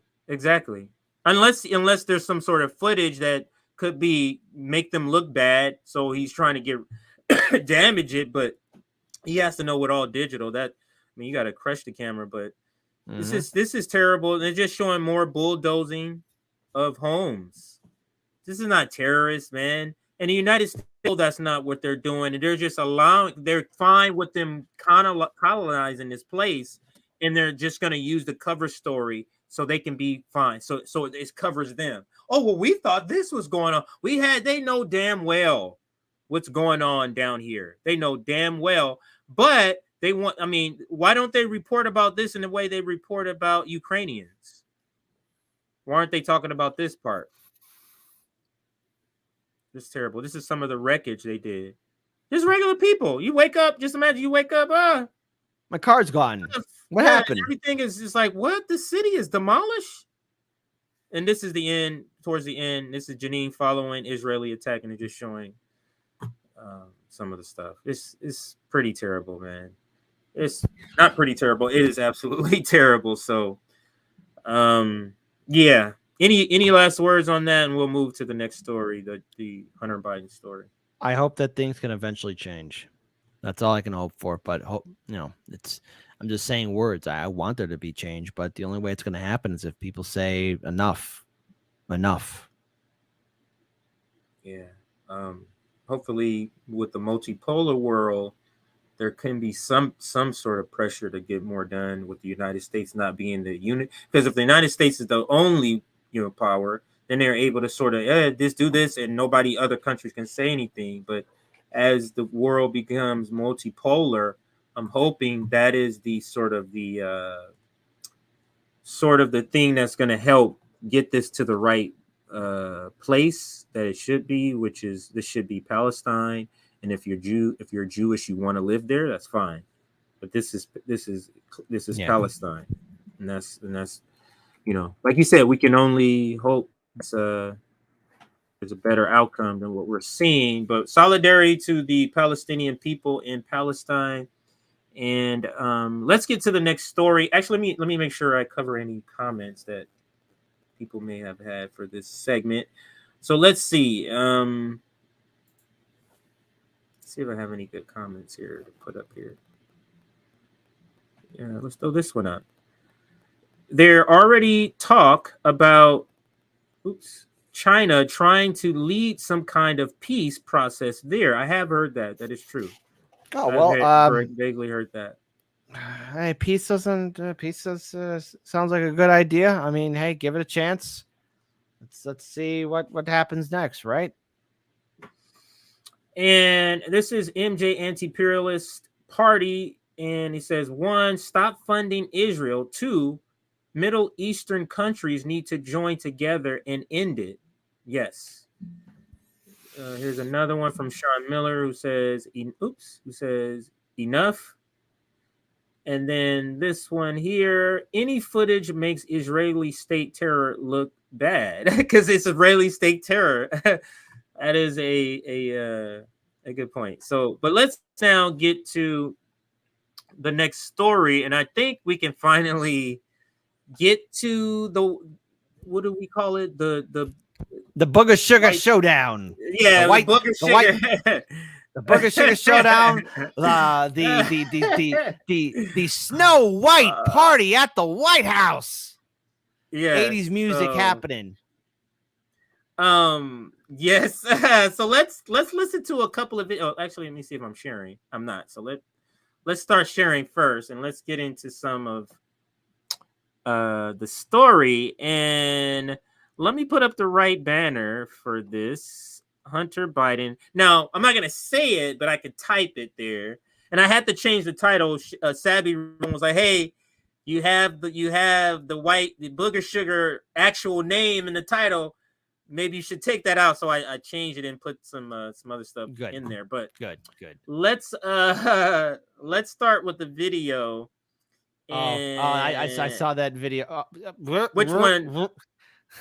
I don't know if we could show that bottom video, but that's the one with the audio. The audio of the hazmat team saying, yeah, it's yellow. It's the Booger Sugar. It's the Booger Sugar. So let's listen. This is audio only. Oh, by the way, this was found in the West Wing. So now I'll never look at the show The West Wing ever the same again. That's the party wing. Yeah. Evidently, let's listen to this audio. 35 seconds. To repeat, I didn't copy your results on the Gemini. Gemini's results are new match found with a red bar. New match found in the library. We'll go ahead and back. Come on up. Correction record has that. We have a result on the Gemini. We have a yellow bar stating cocaine, hydrochloride, gas number 53-21-4.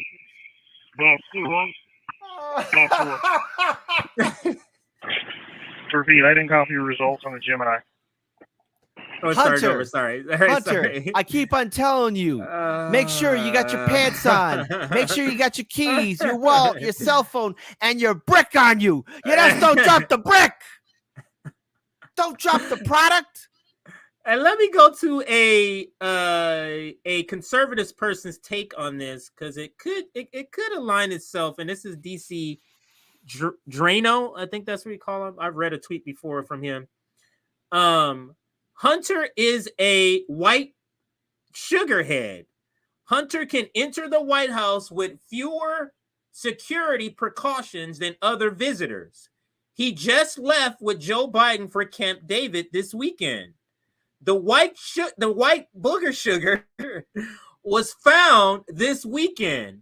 Doesn't take a rocket scientist to figure out what happened here, and that's my point. It doesn't take a rocket scientist that Hunter Biden was just literally here several days ago.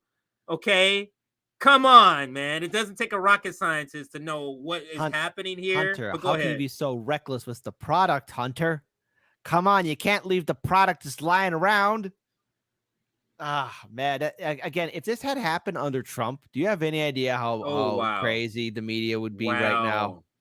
Wow. Because everyone's sort of like, well, gee, how did it get here? Who dropped? And it's like everyone in America is like, what? No, we know it's you know what? Again, I keep bringing up this scene, but it's from House of the Dragon. They changed the characters for the Valerians to be black, right? And the king's daughter is married to one of the House Valerians children, right? But she has an extramarital affair with one of the white bodyguards, and the kids are clearly white. And the king, who loves his children, is like, who is saying my daughter's children are illegitimate? and the elder son is like, Dad, everybody knows that they're not their kids. Everyone knows, like everyone in this country knows that Hunter Biden's got an addiction problem, and I've known people that suffer from addiction, and it's really hard to see people suffer through this addiction, but it's quite clear it's Hunter by default is suspect number one. Have you not seen how he was acting during the fireworks? There's a couple of videos where he's like wiping his head. He's looking erratic. Oh, I gotta look this up. It's up there on Twitter. It's up there on Twitter. I could find it for you too. We could tag team it together, man. This will be fun. If you have it. If you have it. Let me play this one, and then because the one I already have up, and then we'll get to that one. Let me play this, and then I'll get to that one. I have to see this video because I didn't know anything about this video, so I have to see it. But let's play this. This is only 35 seconds. This is the Cope on Morning Joe. Now, Morning Joe he's on vacation or something. Secret Service is now investigating how a small bag of suspected cocaine was found in the White House. On Sunday night, employees were briefly evacuated after a white powdery substance was discovered in a small dime-sized bag. That's according to a Secret Service official. President Biden was not at the White House at the time. The D.C. Fire Department subsequently was called in to evaluate the substance, which was determined to be non-hazardous. A source familiar with the investigation said the Secret Service is now reviewing camera footage and entrance logs to see who had access to the space where the suspected drugs were found. Secret Service. Yeah, he's gonna pretend. This is what's all over corporate media. They're all pretending like they don't know who this is. It doesn't take a rocket scientist. I've got two videos in the private chat for you, buddy. Okay. And you can and somebody put this here. It's not a video, it's just a picture. Breaking. It has been confirmed that the West Wing of the White House was evacuated due to booger sugar being found. The FBI is scrambling to find who it could belong to, and that's where the picture is attached. Careful. You better scroll past that because there's a buttocks in the bottom. Oh yeah. Oh man, this is what a time to be alive in. Joe Biden is just like this. Joe Biden is the apple doesn't fall far from the tree. Joe Biden is this. He just fell into the presidency, into being a senator, when he was. Again, so funny. Look, this is just again. What I'm going to say here is a speculation. Okay, it's an opinion that I've had. but I forget which interview he did this on. Maybe it was NBC or CBS or ABC, one of those networks. Biden, when he was still coherent enough, this was after his elder son, Beau Biden, died. And Beau Biden's last words to Biden were, "Are you going to be okay? Are you going to be okay?" Because, again, what a lot of people don't realize is that Biden's brother, scumbag, and Hunter Biden, the other son, everybody's favorite addict, has had a lot of problems. And I think Beau, in many ways, was sort of like the competent one who was keeping the house together, right? And obviously, when he died of cancer, he was more concerned about the old man. Now, again, this is not trying to humanize the Bidens or anything else like that nature. But again, he's like saying, "Are you going to be okay?" Because I'm willing, in Beau Biden's mind, before he passes away, oh, this family's going to blow apart, and I'm not going to be there to fix it. Yeah, and he's holding it together. Yeah, he was holding it together. It's just a speculation, because I'm always a fan of studying these ancient dynastic families, these political families from antiquity and even till now, and they're all the same. They all eventually implode in upon themselves when they accumulate too much power. But okay, so the first video you're going to be pulling up, follow Hunter Biden. Follow him carefully, because he's going to be doing something like this to his nose. The telltale sign. Why he looks so disheveled? Like, look at his, the other video shows him really disheveled. Play this one first. Play this one first. Okay, let's let me see where this tab. Okay, let's play. It's only 5 seconds, so I'm gonna let it loop. Ooh. Sound is kind of loud. I'll turn the sound on in a second. Yeah, all right, there he goes. Yeah, he's like, oh god, he's shaking rubbing his nose. What? No, look, careful. Look. Yeah, right there. It's a little bit close, right up there. And his dad don't even know where he's at. No, he don't. The wife is facing him, but they're not talking. No, they're not. That's so odd too. Oh my goodness, she knows that there's something wrong with. Yeah, he knows, and he knows that. Now, this is not his mom, though. No, that's his wife. This is not Hunter Biden's mom. So the mom, she's probably like, yeah, your son is kind of a dipshit. And yeah. But what can she say? That's probably how she's looking at it. And so he's taking it. Hunter Biden is completely taking advantage of the situation, and he's an addict. But let's not play the second video. The second video, he looks really disheveled. Good Lord. It's going to be difficult to watch. And again, I take no joints, because I've known a couple people who suffer from substance abuse, and it is really hard to see people fall apart, especially when you try and help. It's not good. Yes. So let me take this one down. I have the other one up in another tab here. So let's do this one now. That was the larger one. This is the smaller one. This one's 8 seconds. I'll leave the sound on. I'll turn it up a little bit here, but let's look at this one. Is this the same one? Oh no! No. It's hold on. There he is. Yeah, let's do it again. Let me start it over. Hang on. It's a different angle. Here he is. Look, he's all sweaty, disheveled, and goes away. Oh, good Lord. Yeah. Again, done through a different angle. That's it. He's like, "Hi, how are you?" Did he go to the gym in his suit? Did he just go run on a treadmill or something in his suit? Why is his hair seems? His face looks greasy. His face looks greasy. Everything about him doesn't look right. And again, what's interesting to point out about Hunter is, and again, I don't know if the second rumor is true, because obviously the internet can doctor photos, but obviously he had an extramarital affair with Beau Biden's wife, but also there's been reports, at least on the laptop, there's been imagery of him also with his niece, which is Beau Biden's daughter. These are signs of a person who's addicted. Yeah, not only addicted, type of behavior. Yeah, but I mean, I mean, let's face it, he was put into a position, and this is a fact, in Ukraine, on a board of directors, and he's probably making so much money, he's living like a goddamn prince, where no one could say no to him. I mean, the photos that are out there on social media speak for themselves. Some of them are authentic, and obviously, again, you got to be careful with fake news, but all these political families have clearly benefited from the corruption that has been allowed to flourish even long before you and I were born, CJ. And this is the repercussions of unchecked corruption and neoliberalism. And just looking at Hunter Biden, I mean, again, the only reason why he's not in jail, the only reason why he is not being held accountable for anything is because he's the president's son. And what was going on 2 weeks before? Oh, that's right. He had to plead guilty for firearms and possession of drugs. I mean, it is not to be, it is not unheard of. So of course he brought some of that product with him to the White House, and probably in his drug state mind, he left it lying around somewhere to where, again, some Absolutely, that's what happened. Yeah. So and some jagoff. I think secretly also maybe Hunter Biden has a lot of inner pain. Like maybe he regrets being born. I only bring up that line because it's that line from Tombstone. You know, where the characters were remarking on one of the protagonists, and I think it's not Brad Pitt who plays him, Val Kilmer's character, who says, okay. He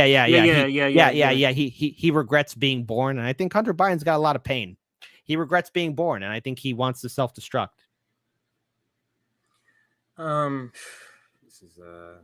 This is just sad.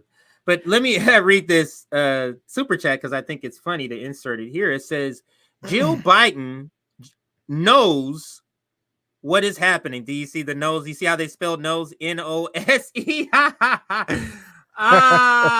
got comedians in the community here. MJ. All right. I just wanted to read that. All right. I'll take it down, everybody. And let's read a couple of tweets here. Here's Carlin Nixon, friend of the show. We just had him on not too long ago last week with Great guest. Lee Camp. And his tweet says, Hunter Biden has turned the White House into the white booger sugar house. You know, or I could say crack house in this one. Yeah, you know what's funny is I forget, I mentioned this on my show earlier this morning, but this was like in New York City, a very posh neighborhood, right? And the police actually did a drug raid in this very nice upper class New York neighborhood, penthouse area, tall buildings, and they raided one of these houses. And you know what they called that crack house? They said the newspaper covered it. This is a sad house. And I'm reading that article. I'm thinking, no, that's not a sad house. It's a crack house, a rich house, poor house, white house, broken down house. If there's drugs in it and there's all that stuff, then it becomes a crack house. The White House is now a sad house. And the thing is, Joe Biden is not even cognitive to even get upset that this is happening. He's not even cognitive to be like, damn you, Hunter, what are you doing? He's not cognitive. But let me read what, and this is Ari Fleischer, who was a part of the Trump administration. This is what he says about it. You have got to be kidding me. White booger sugar was found at the White House, and authorities aren't saying exactly where it was found. It is the old executive office building. It's likely staff. If it's in the mansion, it's likely Hunter. Reporters, do your job. This is not coming from a fringe person. This is Ari Fleischer, part of the Biden administration. Go ahead. Well, it's more than that too. I mean, obviously Hunter is suspect number one. He already was at the White House already at that gala event before the 4th of July. So, and already people need to wonder, like, okay, what's Hunter Biden doing there? Is somebody there to handle him or take care of him? Obviously they can't, because the man left the stash in the White House. There's no way to clean this up or make this look presentable. And even now, there's reports where I think the White House reporters, stupid Washington Post, blocking out. Whatever. But go ahead. Reporters are asking Biden, hey, do you got a comment on the fact that there was burger sugar found in the White House? And Biden's there smiling like, he's not even responding. Yeah. They probably have him on it so he can go and do interviews. Probably. I mean, how else are they getting him to do that? I don't know if that's a bad joke or not. But well, the thing is, I don't know what drugs they're pumping Joe Biden with. I mean, that is a serious thing here too, because again, Biden is clearly on a cognitive decline. I've seen 4 of my family members suffer through dementia and Alzheimer's. Okay, I know what the signs look like. I've had viewing audience members tell me about their struggles with loved ones suffering through dementia and Alzheimer's. We all know what it looks like. We can't pretend to be stupid here. No, I won't allow it. Biden has dementia or early stage Alzheimer's. One of those two. He has that. He is in a decline. The man is past his prime, and he's unable to realize what's happening around him. He's got a VP who's hemorrhaged 20 to 23 staff members and who is more unpopular than him. He has a bunch of staff members, including Pete Buttigieg and everybody else, that are more opportunistic individuals who don't have the nation best interests at heart, who are only there to further their political careers. He has a son who clearly has an addiction problem, and he has a wife that is okay with elder abuse. So all in all, what this administration has shown me is that the Democrats are willing to sink the entire country because they want to have an up point over Trump. This is if Trump or Dr. Cornell West or even RFK Jr. or the Libertarians or Marianne Williamson don't capitalize on the fact that there's something wrong with Biden and this administration, then they're running their campaigns completely ass backwards, because now is the time to say something, and now is the time to be on the attack. There is no excuse to say that, oh, Joe Biden would be a reasonable person to debate with, or the president's doing a good job. No, everyone, Greens, Libertarians, RFK Jr., Marianne, Trump, and every single goddamn Republican candidate. Now is not the time to be nice, because if I can see it, there's no goddamn excuse that none of these jagoff politicians can say the same thing either. Yeah, and the thing is, this is the reason why they don't want to have a debate. They don't want to have it because they know that Joe Biden can't stand, he can't be debate. He can't do any long form conversation that requires memory or critical thinking. They know that. This is the reason why it doesn't matter how loud the force of debate gets, doesn't matter how loud, they're going to be like, no. It's going to take some other thing where maybe Joe Biden backs out, or maybe they do the I forget what they call the thing where his cabinet can vote him out, where they were trying to do with Trump. I forget the name of the article, but let me read this comment right here. A poor black man who's a drug addict gets life in prison, while a rich white guy gets probation and a care clinic to help him. Only in America, or this privileged guy gets to go to freaking presidential galas with other ruling class men, and then leave his white booger sugar bag in the White House. That is truly being privileged. Go ahead. You know, I remember that skit that Dave Chappelle did on the Chappelle Show where there was a rich white banker who got his house raided, and he started serving hard time like he did, like Chappelle did the role reverse shift. I get that. That's like, oh no, I'm a pillar of the community. I can't let this happen. I got to plead the fifth. 5-0. I plead the fifth. No, not the 1, 2, 3, 4, 5. I plead the fifth. Yeah, that's classic. That's classic. That's classic. All right, so where was I here? Article. That's it. Let's read a little bit of the article.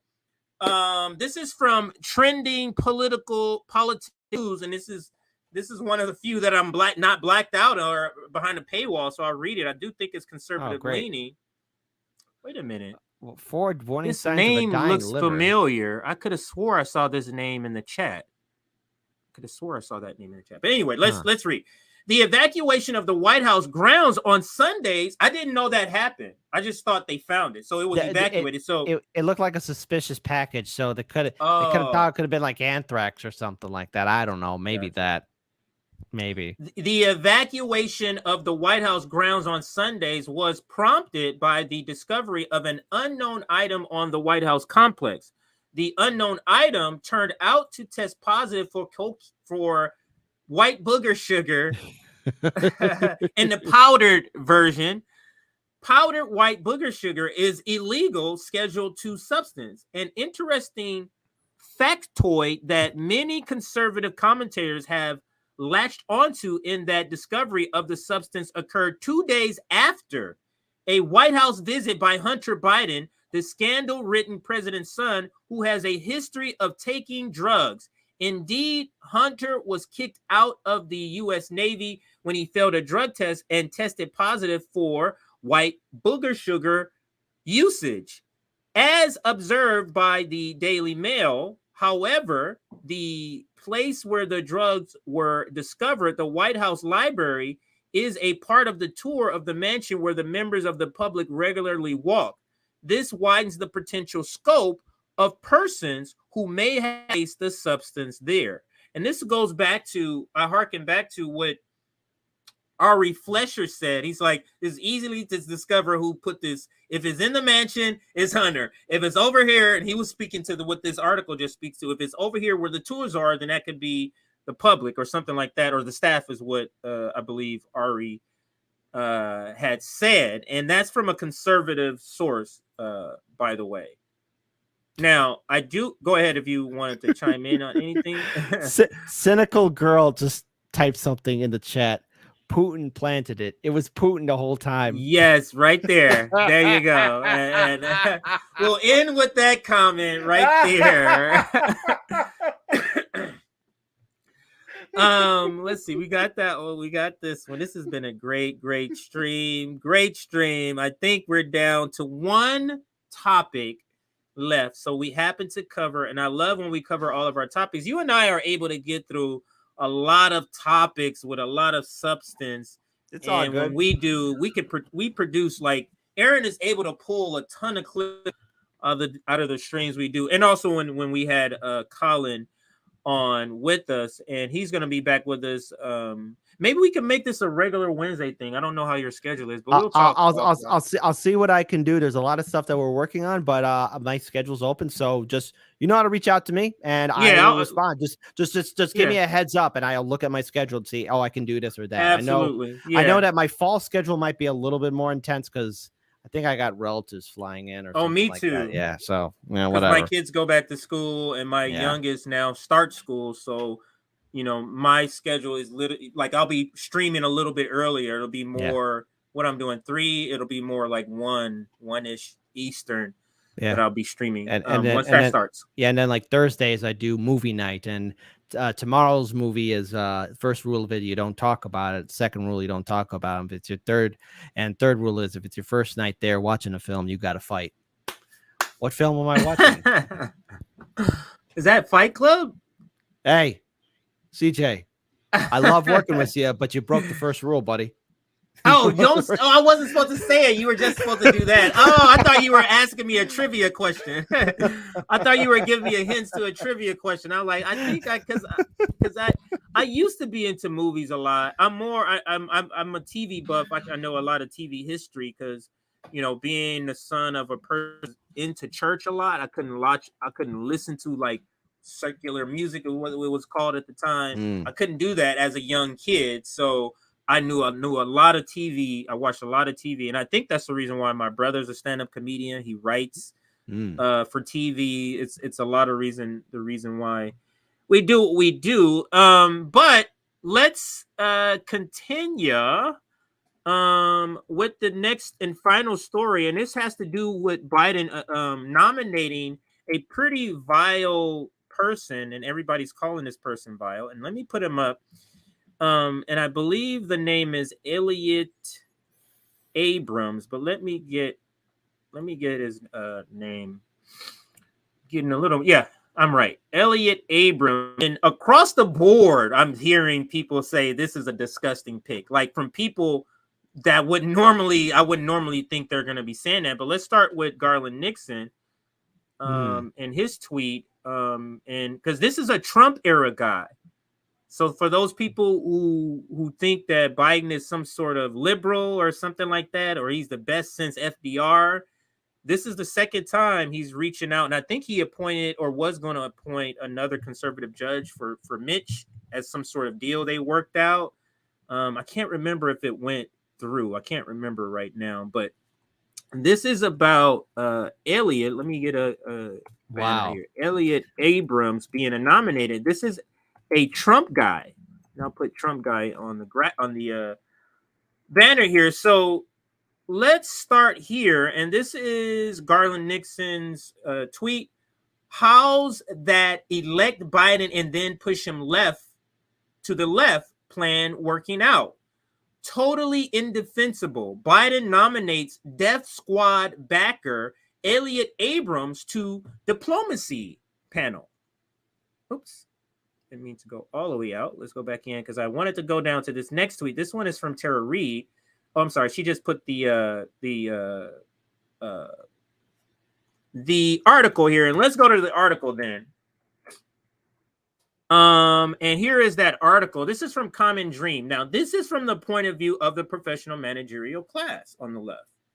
And, oops, I thought it was there. It's not. Let me share the right screen. My bad.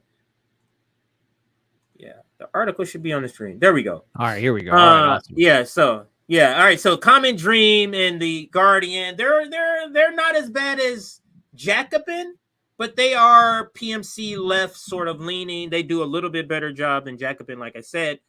But this is from Common Dream. Jake Johnson, written yesterday, totally indefensible. Biden nominates death squad backer Elliott Abrams to diplomacy panel.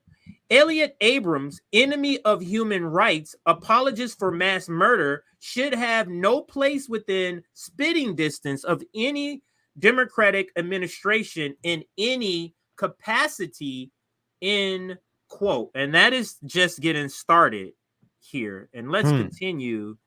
That's just the sub headline. President Biden on Monday quietly nominated Elliott Abrams to serve on a bipartisan diplomacy commission, a move that human rights advocates condemn as outrageous given the longtime Republicans' official past as a defender of Latin Americans' death squads and cheerleader for murderous U.S. foreign policy intervention. A totally indefensible, this is a quote, a totally indefensible decision from Biden, MSNBC host Mehdi Hassan, while he has a good take, wrote on Twitter, pointing to Abrams' guilty plea stemming from Reagan-era Iran-Contra scandal and his broader record in Latin America. Most recently, Abrams served as the Trump administration special envoy to Iran and Venezuela. And you know what Trump said about Iran. He wanted to invade Venezuela, pardon me. During a 2019 House Foreign Affairs Committee hearing, Rep.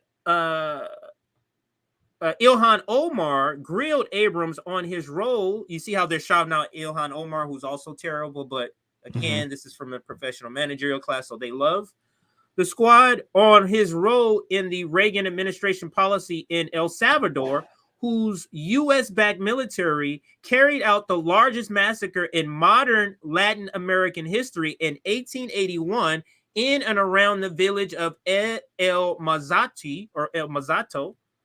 Wow. Maybe that's right. Omar noted during the 2019 hearing that Abrams, quote, later said that the U.S. policy in El Salvador was a fabulous achievement. Oh, boy. After recounting the appalling details of the El Mazote killing, in which around 140 children were murdered, Omar asked Abrams, quote, do you think the massacre was a fabulous achievement that happened under our watch, end quote. This is a ridiculous question. This is his response. Quote, this is a ridiculous question and I will not respond, end quote. Abrams fumed in response. Quote, I am not going to respond to that kind of personal attack, which is not a question. And we can play it here. They always got to shout out these people. Here we go. Play it here. Oops. Thank you, Chairman. Thank you all for being here, and thank you for your testimonies. I guess it doesn't Mr. let me full in screen 1991, you pleaded guilty to 2 counts of withholding information from Congress regarding your I'm gonna scroll up. involvement in the Iran Oh, I thought Contra I scrolled all the way affair, up. Hold on, everybody. for I'll which rewind you it were in a later second. pardoned by President George. Why doesn't this other thing popped up? And it doesn't let me full screen it for some reason. But let me rewind it. Is that better framed? I'm trying to. Yeah, see it's better why. framed now. Let's put it there. It scrolls up when I click it. Let me see. Let me click it and then I'll scroll back up here. It's Ms. Omar. all right. Let's try it here. Thank you, Chairman. Thank you all for being here and thank you for your testimonies. Mr. Adams, in 1991, you pleaded guilty to 2 counts of withholding information from Congress regarding your involvement in the Iran Contra affair, for which you were later pardoned by President George H.W. Bush. I fail to understand why members of this committee or the American people should find any testimony that you give today to be truthful. If I can respond to that. It wasn't a question. On February, that was not a question. That was I reserve the right to my time. It is not right. That was not a question. Committee can attack on February 8th, who is not permitted to reply. That was not a question. Thank you for your participation. On February 8th, 1982, you testified before the Senate Foreign Relations Committee about U.S. policy in El Salvador. In that hearing, you dismissed as communist propaganda report about the massacre of El Mozote, in which more than 800 civilians, including children as young as 2 years old, were brutally murdered by U.S. trained troops. During that massacre, some of those troops bragged about raping a 12-year-old girl before they killed them. Girls before they killed them. You later said that the U.S. policy in El Salvador was a fabulous achievement. Yes or no, do you still think so? From the day that President Duarte was elected in a free election to this day, El Salvador has been a democracy. That's a fabulous achievement. Yes or no, do you think that massacre was a fabulous achievement that happened under our watch? That is a ridiculous question, and I yes or no? No. I will take that as a yes. I am not going to respond to that kind of personal attack, which is not a question. Yes or no, would you support an armed faction within Venezuela that engages in war crimes, crimes against humanity or genocide, if you believe they were serving U.S. interests, as you did in Guatemala, El Salvador, and Nicaragua? I am not going to respond to that question. I'm sorry. I don't think this entire line of questioning is meant to be real questions. And that is a response. You are responding. And the fact that he's getting all huffy and puffy tells me she's hitting a chord. And I must say this, clearly Ilhan Omar had no idea what's going on, and she's just reading prepared notes from her staff. Clearly that's what's happening here, because she doesn't know at all what's going on outside of what's written on the paper. That's clearly what's happening, which is pretty sad. Although this is some good questioning, but this is good questioning. Let's give credit where credit's due her staff. She's reading this as if this is new information to her. You get what I'm saying? Yeah, like, as if she's never read this before, as if she's never read this before. So pretty disgusting in my point of view. Yeah. Well, let's read it. But again, also too, now this guy has been approved under the Biden administration. Hey, squad, especially with your main cheerleader, your captain of the cheerleading squad, AOC. Biden still exceeding expectations. He's getting an A+. Is he, squad? Hello? Are you going to comment on anything? Yeah, probably not. Exactly. And they're not. Here now, I'm going to play to end this. Wow. Oh, Nick just posted this 2 hours ago. I just searched Elliott Abrams and got some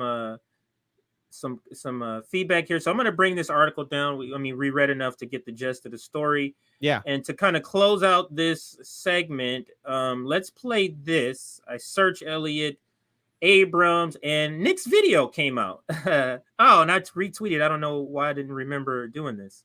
Hey, we're bombarded with social media. I call it the blurring effect, where like we forget that we did things. And also forget that you saw, there's a lot of stuff that you're being, our brains are dealing with 24/7. And also, I gotta admit, my wife does help me with my account sometimes. She goes in, can you? Somebody said this, and I'll go and reply because that's what she does. So she could have retweeted this too. Very you know, I like retweeting all this stuff.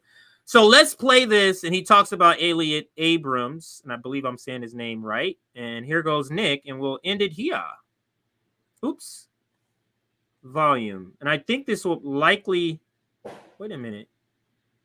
You got to up the volume on the Twitter. That's why I'm like, wait, I turned. Oh, that's the reason. I'm like, yeah, turned it on. All right, so now I have it right. So thanks, Tech.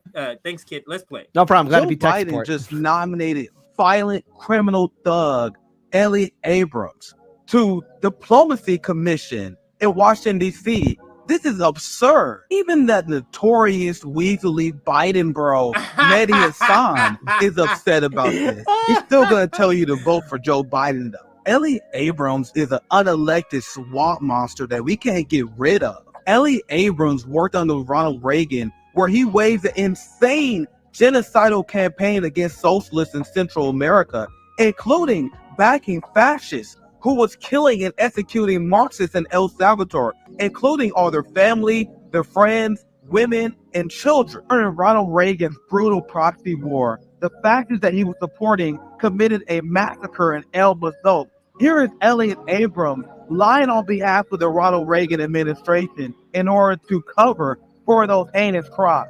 This is another example of Joe Biden being just like Donald Trump. Donald Trump hired Elliott Abrams to be a special envoy in Venezuela, where the Donald Trump administration tried to overthrow their government. Elliott Abrams was also hired by Trump to be the envoy to Iran, where they pulled out an Iran deal and continue to escalate tensions with them. Joe Biden put this guy on a diplomacy commission. Notice how both parties, Donald Trump and Joe Biden, love this violent criminal thug, Elliott Abrams. Hey, Donald Trump, whatever happened to drain the swamp? Yeah, whatever happened to that beautiful video by Nick. And don't forget, there's Nick at Night tonight. He's going to go more in depth into this story and some of the things that Elliott actually did. This guy is freaking terrible. This is why he had to be pardoned. And this is what the ruling class does. He's responsible for hundreds, I think they said over 800 deaths, and he gets a pardon. You believe that? A guy who's responsible for 800 deaths gets a pardon, but meanwhile, you guy who's smoking crack, even smoking crack, but smoking marijuana, you can go to jail. And you don't get any pardon for that, and that's on your record. But people like this get a pardon, murder people, get a pardon, and now he's getting back into politics. It's just terrible. To quote the great George Carlin, all right, he's probably doing a Broadway musical in heaven or in hell, and he's just saying, I told you, MFers, that this was going to happen. It's one big club, and you ain't in it. George Carlin was right the whole damn time. I mean, let's face it, that guy was protected by both Democratic and Republican lawmakers. Yes.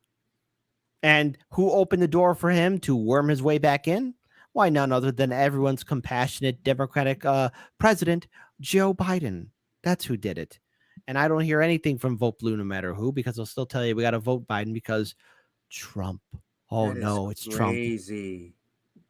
That is just crazy. That is just crazy to me that even after this, they're still saying vote for Joe Biden. Even after this is just insane to me. Just insane. But I think we're going to cut it there.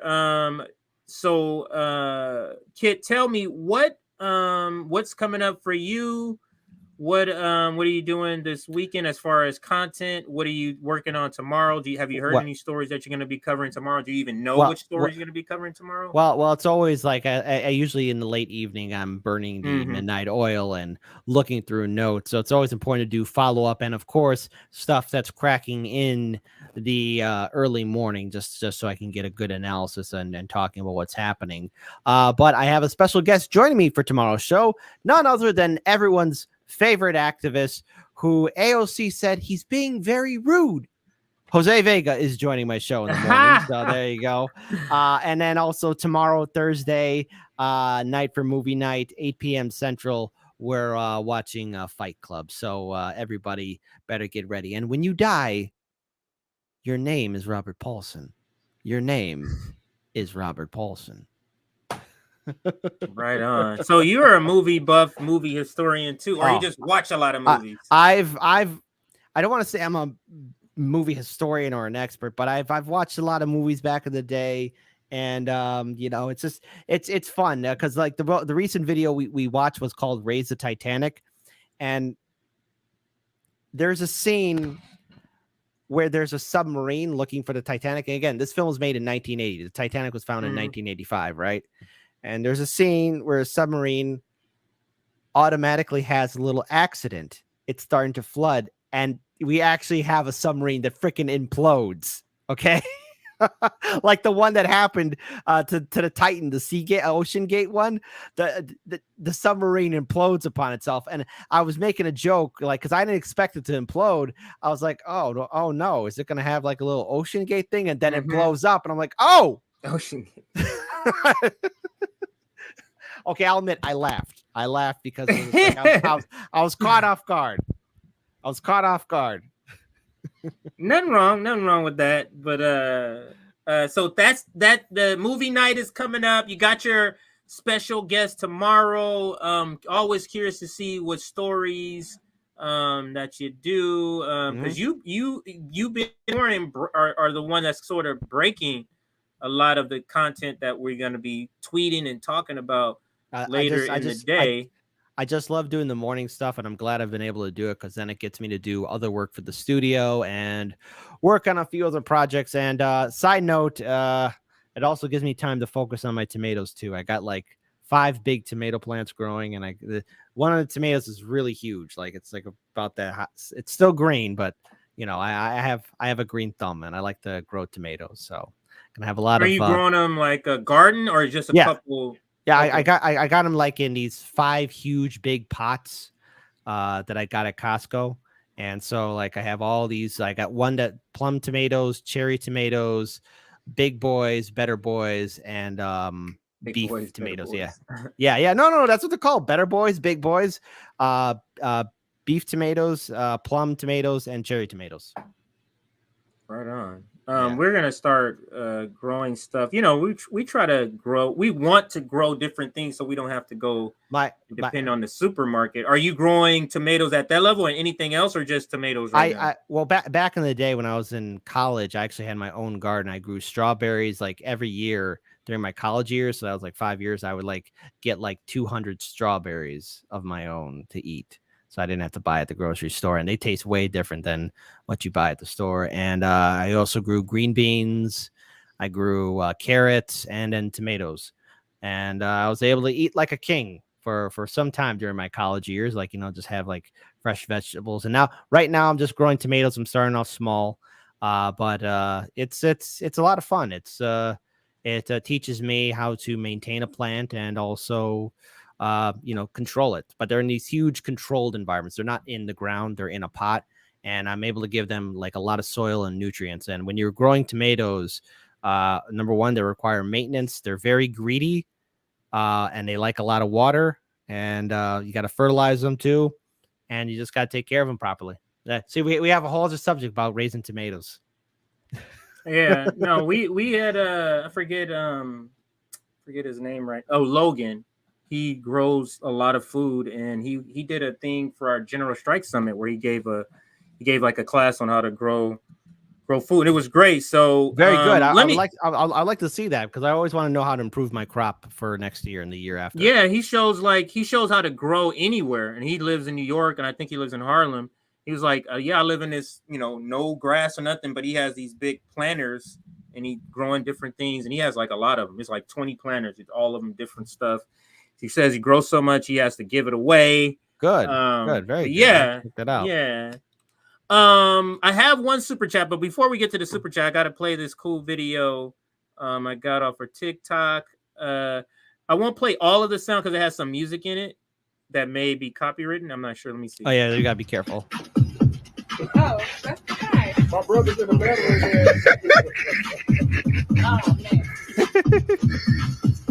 man. It's a dance battle.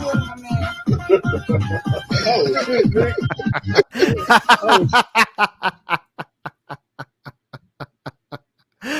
It's a dance battle. So the guy in the car drives up. He drives up and challenges somebody just on the street. That's what he does. He drives up and challenges. He gets out and starts dancing. And I guess this guy was like, "Oh, okay, you want to challenge me?" He didn't know the guy had some skills, but there you it's go. Pretty funny right there. Yeah, it's pretty funny. I had to represent the block. Very good. Yeah, so like right here, he just drives up, then he starts dancing, and then the guy started doing it too. Good. That's crazy. Very good. That's crazy. I thought that was pretty funny. Couple of other videos I want to play before we get out of here. I don't know if I played this one before, but this let me see it. I haven't seen it. Is hilarious. This is hilarious right here. What the fuck? What? Look at that. It's Spider-Man. That's fucking me. That's my fucking picture. It's Peter Parker. That ain't Peter Parker. That is fucking me. Son of a bitch. Look here. Look at Shrek.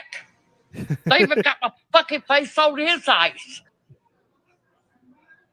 Oh, hell no. Oh, motherfucker. They even got me looking like Will on Stranger Things. Son of a bitch. What the hell's going on here? Where the fuck they get these? Hey, they got the new Grand Theft Auto. Motherfucker, that's me. How the fuck they get that? I don't know, Granny. Did you give them permission to use? Hell no. What the? Pretty, and it starts over. Pretty hilarious. He plays a prank on. It says, "Man plays a funny prank on his grandma by putting her face on DVD cases in Walmart." So I thought that was pretty funny. All right, so I think we can get out of here. Thanks, kid, for joining today. I had another video I want. Oh yeah, I'm gonna go out with this other video. So let me take this down. Thanks for joining. Like I said, I'll reach out. Professor Anthony and Zoya, who's traveling, may have been on this panel, so they might be also regulars. Professor Anthony Zankas he teaches at Columbia University and Adelphi, I think he teaches at. So he'll be joining, and Zoya's traveling also. So very good. They'll be popping in and out here and there, and possibly Apollo too. Apollo's moving to the West Coast. He's moving to California. Outstanding. Yeah. So, any final words? I'll give you the final word before I play the video. Yeah, absolutely. Heartlands Media. We are live every Monday through Friday at 9 a.m. Central on YouTube, Odyssey, Rockfin Rumble, and now on Kick. Start your morning right and righteously angry. Pour some whiskey in your coffee, grab a mimosa, smoke a bowl, do some shrooms, chew on some cocoa leaves, whatever you need to do to get you through your early morning. Start your morning right and righteously angry with Heartlands Media. Righteously angry. Love that. I'm going to put you in the back, Kit. Thanks again for joining, sir. And we're going to end with this since our topic included white booger sugar. I think this video is very fitting, seeing that the difference between what Joe Biden wants for everybody else, as his son is one of those people who's getting none of what Joe Biden wants for us applied to his son. So this is a good video that shows that. So let's watch here. If you have a piece of crack cocaine no bigger than this quarter that I'm holding in my hand, $1/4 of $1. We passed a law through the leadership of Senator Thurmond and myself and others, a law that says if you're caught with that, you... My bad. I forgot to read the super chat. Let's read it. Democrats are not the lesser of two evils. They're the better evil. And that's from ARJ 1997. Thank you for the super chat. And the way we say it is they are by far the more effective evil at doing this ruling class stuff for all these capitalists. Now, we'll get back to the video. I will restart it. And thank you for joining. Make sure you tune in for Nick at Night tonight. Nick at Night tonight. Make sure you tune in. If you have a piece of crack cocaine, no bigger than this quarter that I'm holding in my hand, $1/4 of $1. We passed a law through the leadership of Senator Thurmond and myself and others, a law that says if you're caught with that, you go to jail for 5 years. You get no probation. You get nothing other than 5 years in jail. Judge doesn't have a choice. Under our forfeiture statutes, the government can take everything you own, everything from your car to your house, your bank account, not merely what they confiscate in terms of the dollars from the transaction that you've just got caught engaging in. They can take everything. I don't care why they become a sociopath. We have an obligation to cordon them off from the rest of society. They are in jail, away from my mother, your husband, our families. So I don't want to ask what made them do this. They must be taken off the street.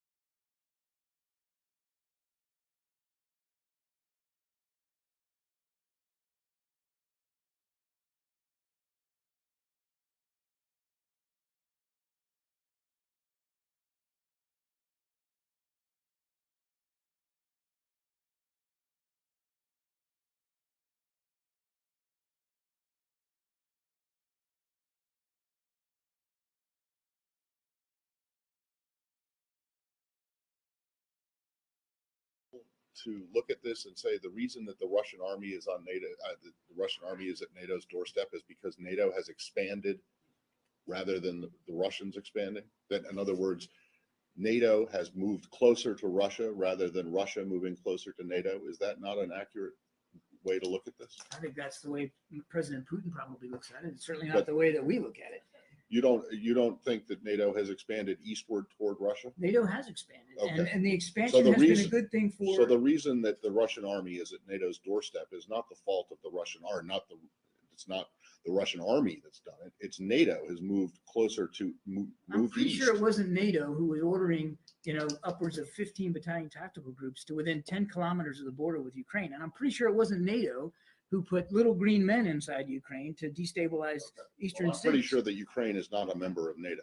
So unless that's changed, It's not okay. changed, but I'm So, pretty sure the movement by Russia is has Russia's NATO decision. if NATO is moved east, The reason that the Russian army is closer or on NATO's doorstep is because NATO moved, not NATO because is not an anti-Russia alliance. NATO is a security alliance. unfortunately, for 50 years, it was an anti-Soviet alliance. So Where's do you the not Soviet understand Union it? Do you not understand how, or can you not even see how the Russians will perceive it as a threat? And the fact that it keeps getting closer to their border while their troops, I mean, the places where their troops are, you say their troops are, and they may have been in Ukraine and Georgia, are not NATO members. I'm not going to pretend to know what goes in President Putin's mind or Russian military commanders.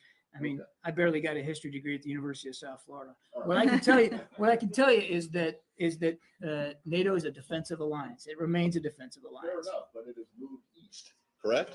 I mean, that's just a fact. It has expanded, absolutely. Right, exactly. But there's no reason for anybody to think the expansion is a hostile or threatening move. And we've been saying that throughout the last 15 years, man. You're moving closer to Russia. You're blaming the Russians for being close to NATO. No. That's exactly what Hegel We're said. blaming the Russians for violating the territorial integrity of Ukraine and destabilizing the security which is situation not a inside NATO Europe. member. Which is not a NATO. I see Other countries feel threatened.